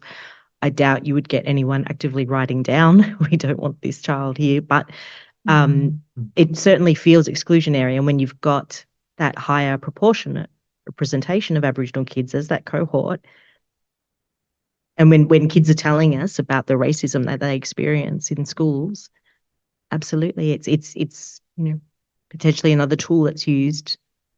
Just can't believe they're not monitored. Like I'm actually, because the government overregulates everything, right? Let's be real. We've heard everything has to be regulated and ticked in, but these are our children, our most vulnerable children, and there's nothing and no one, it's just at the whim of whoever is in charge at that school. That is disgusting. Just on that point, Commissioner, we saw in going around the state, speaking to people, visiting schools, we saw some amazing practice, but it's across the board for all children and young people. There's such a lack of consistency. Often we saw where a principal really valued cultural safety, valued trauma-informed learning. You could see that embedded in practice. You could see those approaches. You could see how they were working with individual children in very specific ways to support them. But it's so few and far between, and it's that consistent approach so that it's not where you are that determines what quality of outcome you have when it comes to your education experience. And I think that's a challenge of the relationship, I guess, between the department and schools, and how do you create that consistency of approach or consistency of quality of outcomes. There might be various approaches and ways to go about things, all which are valid. But how do we get better at monitoring those outcomes and what the experience of education is? In the data that we captured, there's things around attendance, around enrolment. So, for example, basically pretty much everything we found in terms of numbers. Children in out-of-home care in general are faring much worse than children in the general population. And then for Aboriginal kids, it's a more dire story again. When it comes to, say, kindergarten enrolment, and kindergarten's an area where there has been a lot of work over the past few years from government, from organisations like BAI, from communities, from places like Bubba or Barimba, that have really worked hard to increase that 4-year-old enrolment record. It's one of the few closing the gap targets that's actually heading in the right direction. But for children out of home care, it's still less when it comes to Aboriginal children. But all that captures is enrolment. Enrolment doesn't capture attendance, and attendance doesn't capture participation and engagement. We have attendance records. We have records around attendance where the overall population, the students in out-of-home care, you can have records for them, but the data will show it dropping off when they transition from primary school into high school. It's a really significant time that isn't appropriately supported for kids that have been through so much. But that's just attendance. So we don't, anecdotally, qualitatively, we can hear their stories and we can hear their experiences, but we don't have ways of capturing how they experience the school system. and what needs to actually change to improve their experiences. Thank you. I'll let you continue. I've got 101 questions. I'm sure we can get to them. So I was going to ask you to highlight, Lisa, Liana and Meena, the key findings and data that you want to bring to the Commissioner's attention. I think I've probably touched on some, and I've spoken a lot. I think probably some of the aspects that we've haven't elaborated on as much are some of the things that we specifically heard from Aboriginal children and young people. So just to kind of recap that context, across every measure that we looked at that was available, whether it's NAPLAN participation, NAPLAN attainment, and scores, whether it's absence rates, whether it's chronic absence rates, then the progression to year 12, as I've talked about, whether it's the different exclusionary practices, whether it's the use of restraint and seclusion. On every measure, students in care fare significantly worse than other students. And then, as I think Meena might be prepared to talk to, that when you look at the very significant proportion of students in care who are Aboriginal, all of those experiences, the experience of schools that are not trauma-informed, that are responding with punishment, not an understanding and an ability to support them, all of the factors, the stigma for children in care from both teachers and from students, all of those factors that drive poor attainment, that drive disengagement, that drive all that I've described, they're all compounded and worsened for Aboriginal children and young people in care. I'll just pull out a couple of key highlights, but because I think what we'd love, and I'd love to get Elias in further on this conversation, is specifically around the findings and the evidence in Chapter 8, which is about specific experiences of Aboriginal children and young people in out-of-home care. But just to highlight, when it comes to Aboriginal students in out-of-home care and their absence, so there's what they call regular attendance, which is when a student misses less than 10 days a year, a risk of chronic absence, which when the student misses between 10 and 19 days per year, so that represents a 5 to 10% absence, and then chronically absent is when a child misses 20 or more days, so that represents a 10% absence. Aboriginal children and young people between 2018 and 2022, which our data captured, were consistently higher in terms of chronically absent rates. Is that just in out-of-home care or just? That's in out-of-home care. But I think what that represents for a child to get to chronic absence, there's a whole lot of stages that, that's a lot of days. That's a lot of, to me, that says that's a lot of opportunity to connect with the family, to say what's going on, what can we help you, can we connect? Instead, as Liana said, often students are met with punitive responses. You've missed this many days of school. If you don't come back, we'll suspend you. It's like, well, that doesn't really make me want to come back. It's so what we hear about is the lack of relationships between schools and their and the families and children and young people, and the creation of those relationships so that before a problem arises. And I think it's something I spoke to when I gave evidence last year about there's a need to create those relationships between schools and families, between childcare child protection workers and families before the problem arises, so that, okay, I'm getting a call from the school, it won't necessarily be a bad call. It might just be a checking in how you're doing, And we saw, again, some examples of that where schools were trying to create good relationships between the principal and students, so that students knew that the principal wasn't only there if you were in trouble, someone you could actually go to and get supports for. But there's such an absence of that for children in out-of-home care. But also so much of what we found and we looked to isn't just about kids in out-of-home care. It's about experiences of all children and young people, I think, in education. Just the needs that we need to see met that just are going unaddressed. So we might bring Elias in now. You finished school. Yeah. And you're now at university. Are you happy to share with the commissioners your experiences at school and now at university? Sure. I think if I were to summarize, I guess, my schooling experience, there's this kind of sense of defeat that, I had with the education system and, my community had with the education system. I think, as Meena alluded to earlier, it's this incessant gaslighting of low expectations, assumed to be a, delinquent child when you're not. I think on paper, I was quite an academic student. Like I had, great NAPLAN results and, on paper to the white system, I should have been, viewed as a good student, but that's not how I felt. I remember when I was in grade 4, my teacher had established this seating plan and I was sat right next to the teacher.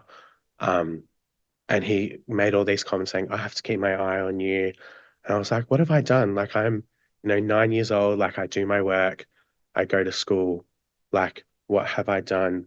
And I think that kind of gaslighting when you're a child really kind of impacts your confidence because, you're second guessing kind of everything after that. And then you kind of lose that trust with the system. So, my teacher thinks I'm, this horrendous child that doesn't do work, doesn't behave.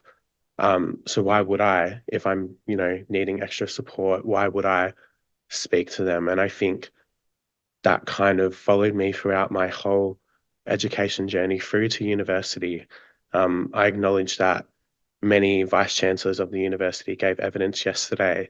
However, I think the issues that we speak about aren't exclusive to primary and secondary school. I think these universities, as we heard, are founded on such horrendous principles and horrendous kind of figures in history. But that's not isolated to the current experiences that, students are facing in these institutions. I think there's this kind of unchecked racism within the entire kind of education system in any education setting where why would Aboriginal people report racism to racist people? Like, to me, I wouldn't feel comfortable if I was to experience racism from a primary school teacher, high school teacher, or a university tutor to report that because it's reporting it to the people who are inflicting that kind of racist sentiment. And I think as well, although I didn't grow up in out-of-home care, I acknowledge those who informed this report, but these kind of sentiments are intergenerational as well. I think about my mum who has similar experiences to me, and kind of develop a sense of like sympathy in a way where she's facing she faced the same things that I'm facing of racism in kind of the education system. So, I don't want to go to school today. They don't get me. They're being racist to me. So, she had that experience as well. So it kind of, it's a sense of defeat that we can't, change the system and address the system because it's not just happening now, it's happening to the generation before me and every single generation, to come before as well. So I think if I were to sum up kind of my education experience as a whole, it'd be this sense of defeat. And when I was in year 11 and 12, one of me and my best friends, who was also Indigenous, we, really pushed our school to implement a reconciliation action plan. The rap didn't stop people from being racist to us. So I think too often there's this kind of notion that if we share Aboriginal culture, we gift, our education settings, Aboriginal culture, people will stop being racist.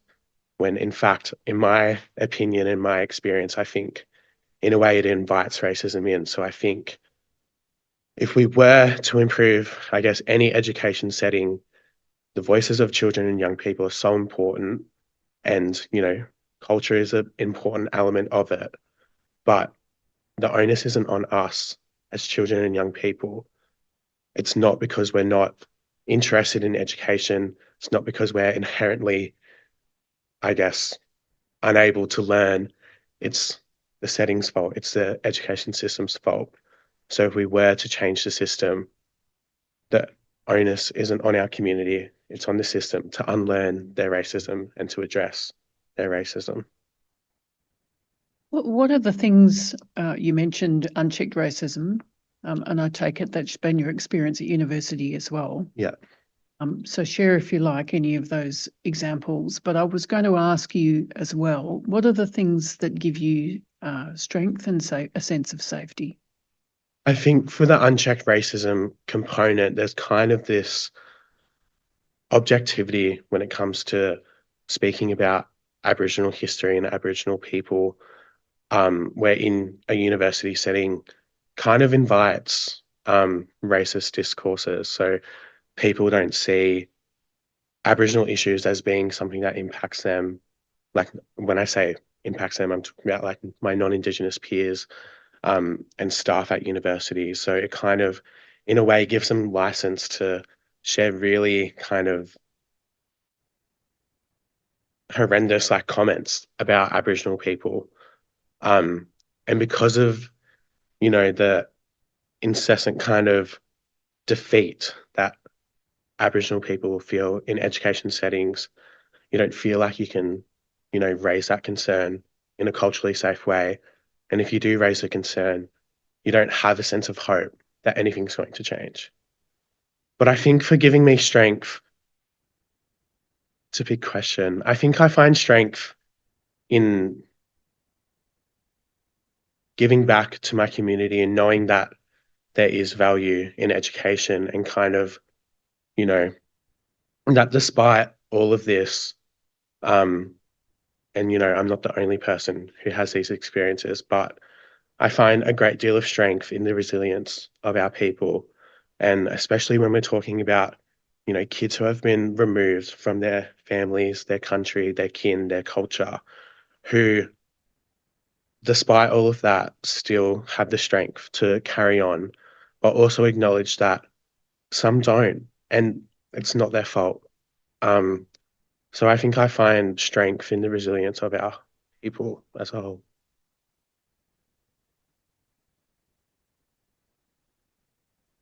Thank you very much, Elias, for those for sharing those words. Can I invite you all to talk about the recommendations of the Let Us Learn report and where you think the emphasis needs to be? Just before you go on, Council, can I just ask Elias? Yesterday, obviously, Elias, you heard the Vice-Chancellor speak. Did you think, and I'm putting you on the spot here, I know, that they had any understanding of the level of racism that exists within their institutions? Personally, with like all due respect, I don't think they do, because I think for people like vice chancellors of any university, mine or others, kind of relies on Aboriginal people having the courage and bravery to speak up. And I think a lot of the time, like I was saying before, they don't like that. Like, why would you report racism when you feel like it's not going to get anywhere? Sharing your experience, a negative experience, knowing that you're sharing your experience and nothing will come from it, is defeating. So I don't think that a lot of universities are aware of kind of the racism that is, you know, thriving in their institutions. Thank you.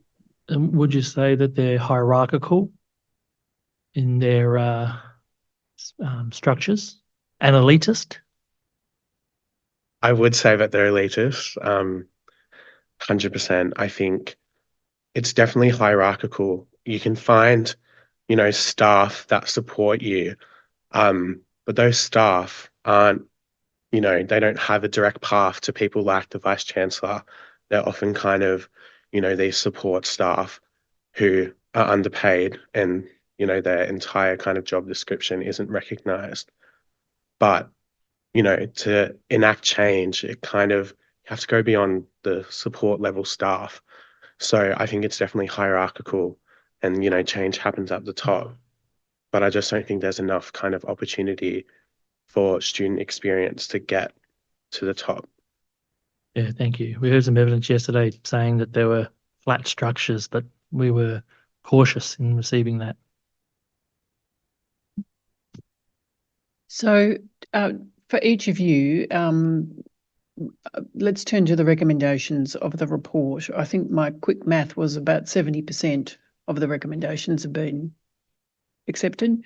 So let's step away from the government's response in case that leads you into hot water.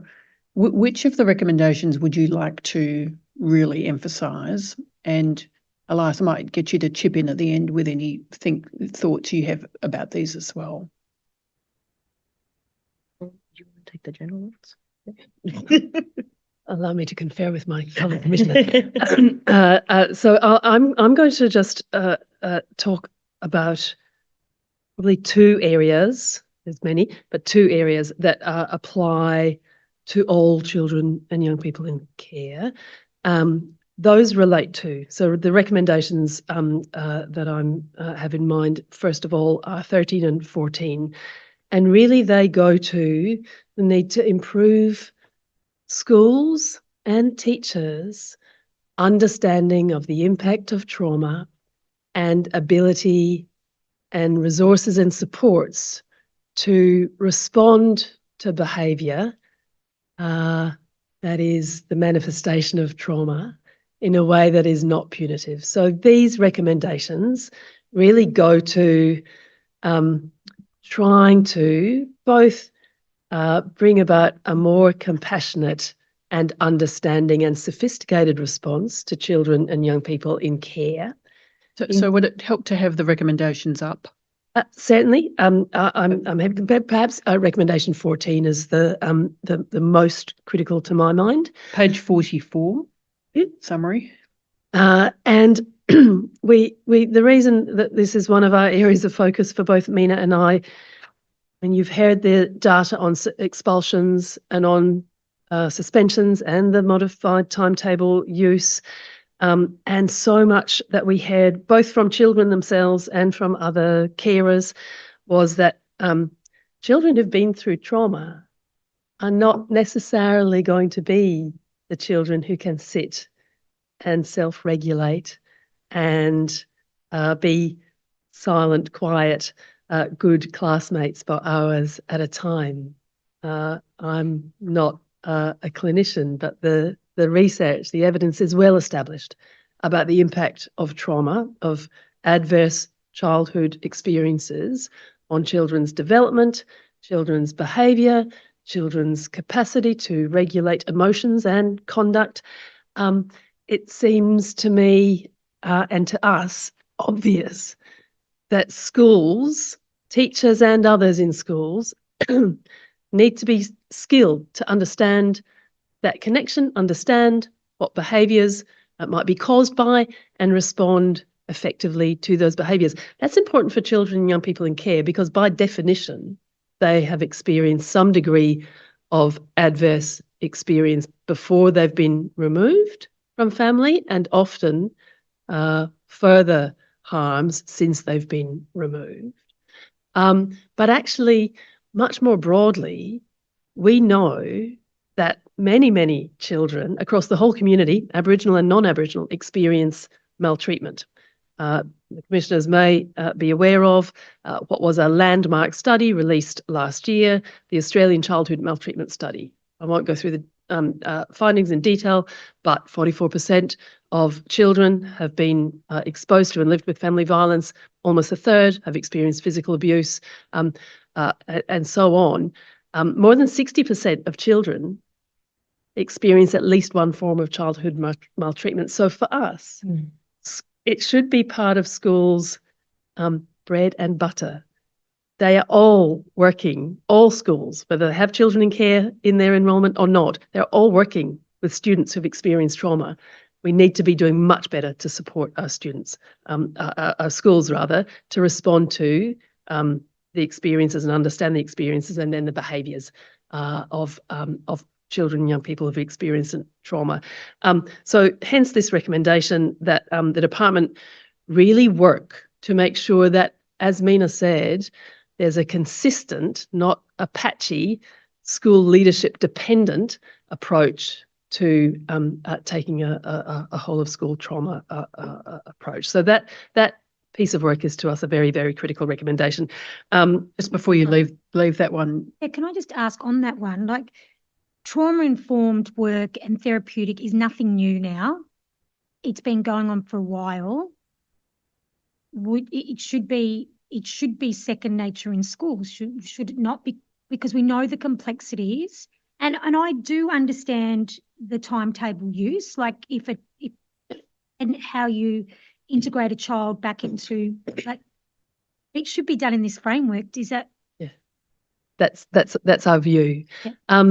I mean, in the and you may have heard evidence about this or not. There's a mental health kind of funding is available for government schools. There's a mental health menu. There are some options in there for schools to voluntarily get training for some of their staff or their teachers in trauma informed and what that means. But it's optional. And really what we're saying, although we didn't use the mandatory word because we knew that would be resisted, but really we're saying that at a system-wide level, the department should set expectations that every single school, given that every school will be dealing with children with trauma, every school should be applying a whole of school trauma-informed approach. That's the essence of this recommendation. Just to highlight the sort of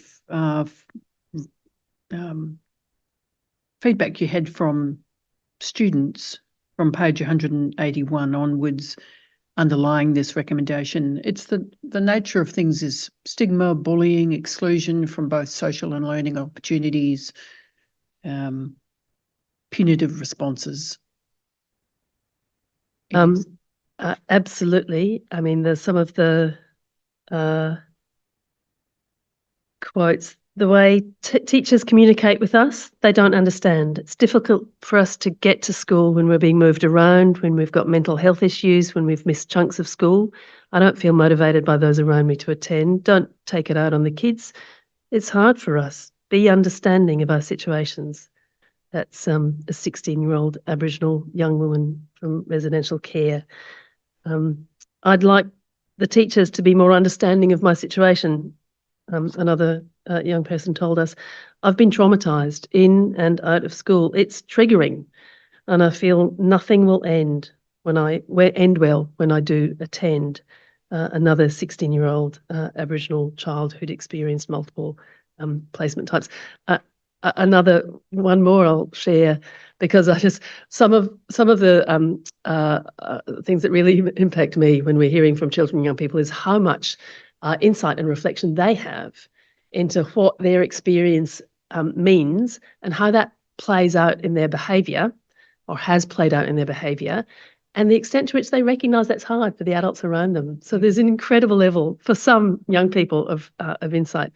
This young person who responded to our survey said, our brains are wired different because of what we've been through and how the trauma has impacted us. We need more support and encouragement and less rigid regulations.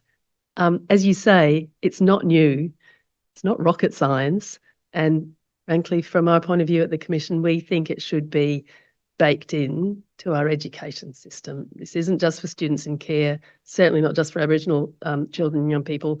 It should be a mainstay of our approach for all children.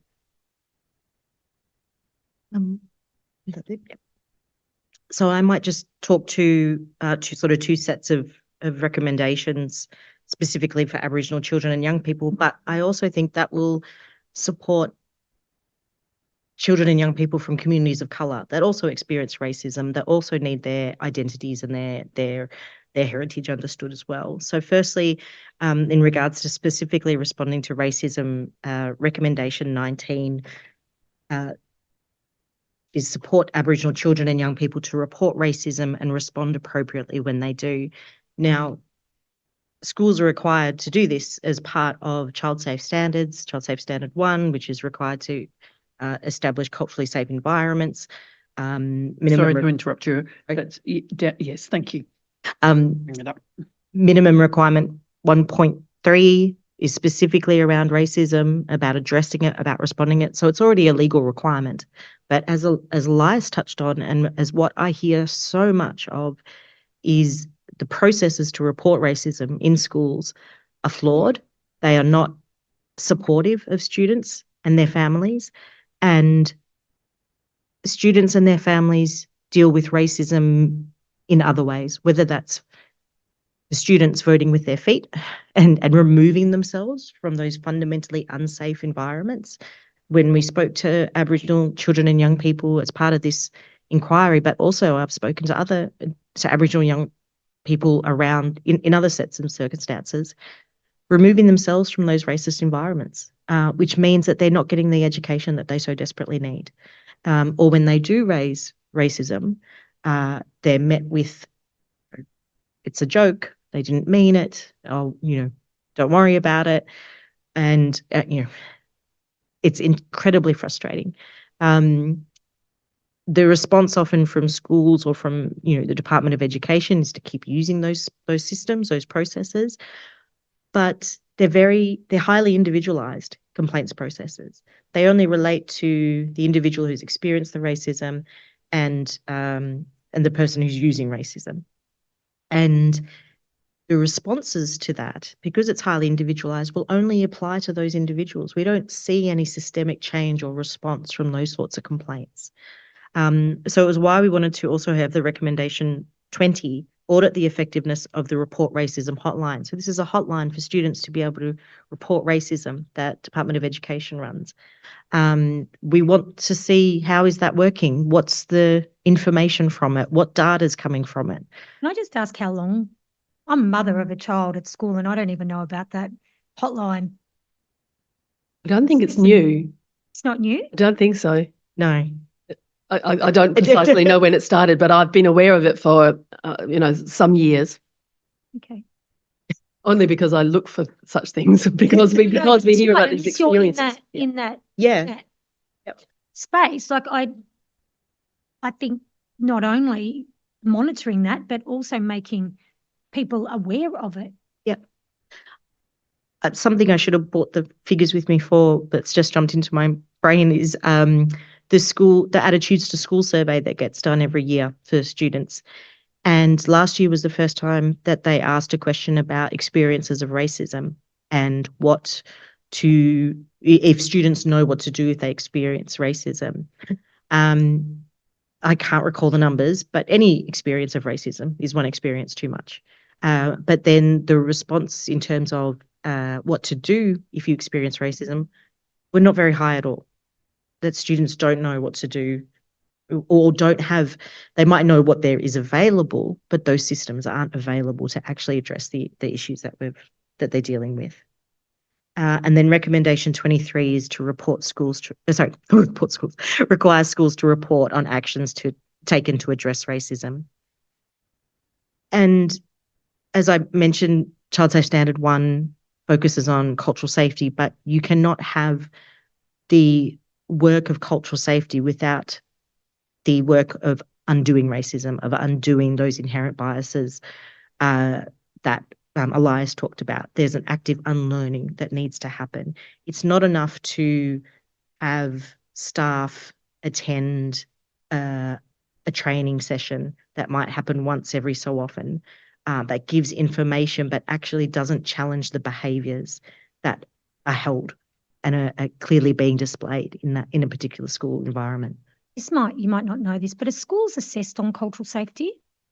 So I'm going to get the acronym is VRQA. I'm always going to get it wrong. Victorian Registration and Qualifications Authority. I think it was mentioned the other day, but are they, because if that's the Child Safe Standard 1, are they assessed on cultural safety?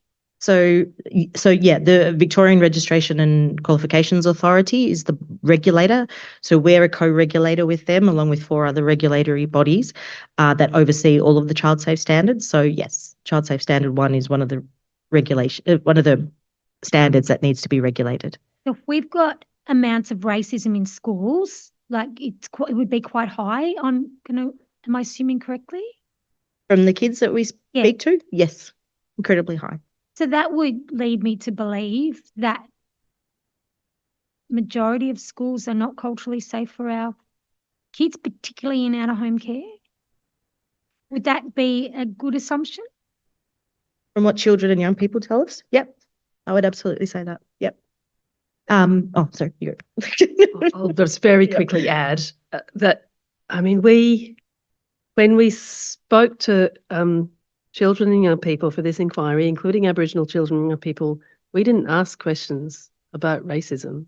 We asked how they found school, and we asked what made school difficult, and and if you look at chapter 8, that is a chapter that is full of the voices of children and young people describing what they have experienced, and so many horrendous descriptions and instances of racist bullying. And I think to follow the evidence Elias gave and some of what Meena's spoken to and some of what the recommendations Meena just mentioned are intended to address, for so many children and young people, that sense that there was no point in complaining, even if they knew what to do, they knew they could raise it, but when they'd raised it in the past, nothing had been done.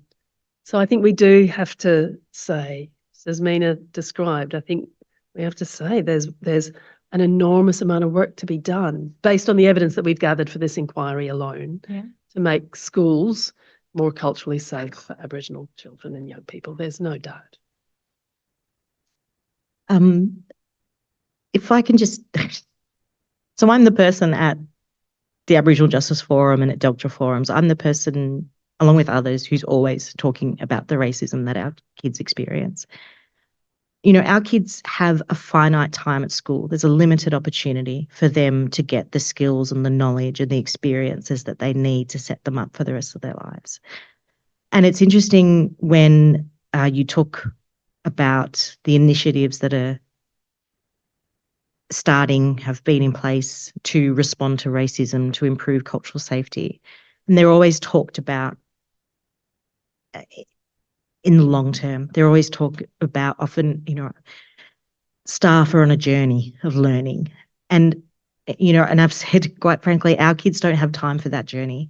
When it comes to responding to racism, our kids need to see that it's not tolerated, that there is zero tolerance for it, that their stories will be believed and they'll be heard, and that their experiences are valued and who they are is inherently valued. And we simply just do not see that from this consultation, from the consultations for this work, for so many other just conversations. It just always comes up from community members, from children and young people about what they're experiencing in schools. Can I just ask, Elias, if that's okay, you can answer or not answer. We know that, around primary school, it's sort of your identity's forming, you're coming.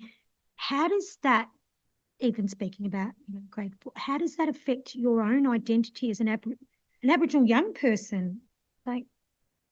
I think there are kind of many elements to it. I think in a lot of ways how schools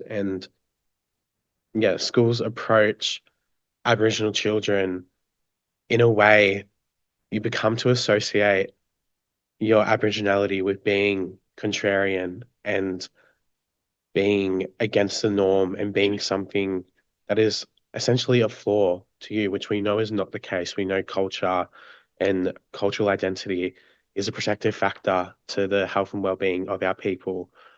But as well, I think, given the lack of truth in this country and in our education system, the idea of what an Aboriginal person is so warped and misinformed. So when you don't fit in that category set by non-Indigenous people of what an Aboriginal person is, you begin to question yourself and you begin to question your own identity. And I come from, such a strong family and such a strong community. So I often wonder if I didn't have, that support system around me. I have kids and teachers asking me how much Aboriginal I am, or I'm not really Aboriginal. I wonder if I didn't have that strong identity in my community and in my family and in myself, would I be as proud as I am? I don't think I would be. I think children who are so young, like, below the age of 12, having someone question your identity, question if you're Aboriginal and kind of prescribe an idea of Aboriginal people being flawed, Aboriginal people being naughty, not smart, you begin to question that in yourself. And I think even to this day, I carry sort of that internal monologue. So yeah, it's terrible for the identity of our children and young people. Thank you for answering that. Thank you. Unless commissioners have further questions, we might leave Elias with the final word. So I'll just check if there are other questions. Probably more just a comment on that last one there. My daughter, she went to school. They were opening up a Indigenous garden, and a particular teacher who obviously wasn't very culturally sensitive, got all the Aboriginal kids together, and my daughter asked a question about, what are we doing? And, and anyway, the teacher turned around and said to her, you're only a little bit Aboriginal. A little bit Aboriginal. And did this, it's absolutely heartbreaking that our kids have to, at a young age, this is grade 1, transitioning to grade 2, having to put up with these lived experiences and justify their how much Aboriginal they are at this age, rather than we're blackfellas, we're Aboriginal, that's it, full stop. Full stop. Don't need to question it. So yeah, just wanted to share that because it's happening everywhere, eh? Yeah, it's so hard because you go home, you're strong in culture, you know who you are, you know who your mob is. And then when you go to school, you get questioned. So it's kind of two truths, well, not two truths, like two different realities. At school, they don't believe I'm Aboriginal, but at home, I'm like so kind of secure in who I am. So even like walking in those two worlds is so detrimental. Like, why can't our kids just be culturally safe and strong all the time? Like it, yeah. Yeah, and just to build on that, then I'd ask the school the question of what happened because I wanted a response because I wasn't very happy. And the excuse that was articulated from the teacher was, I didn't say they were a little bit Aboriginal. I said that they had a little small role to play today.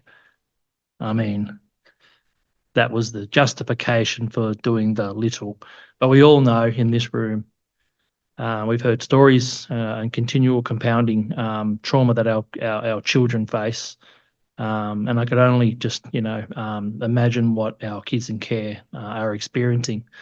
Would be far more shocking, not to take away from my daughter's story or yours, but just, compounding.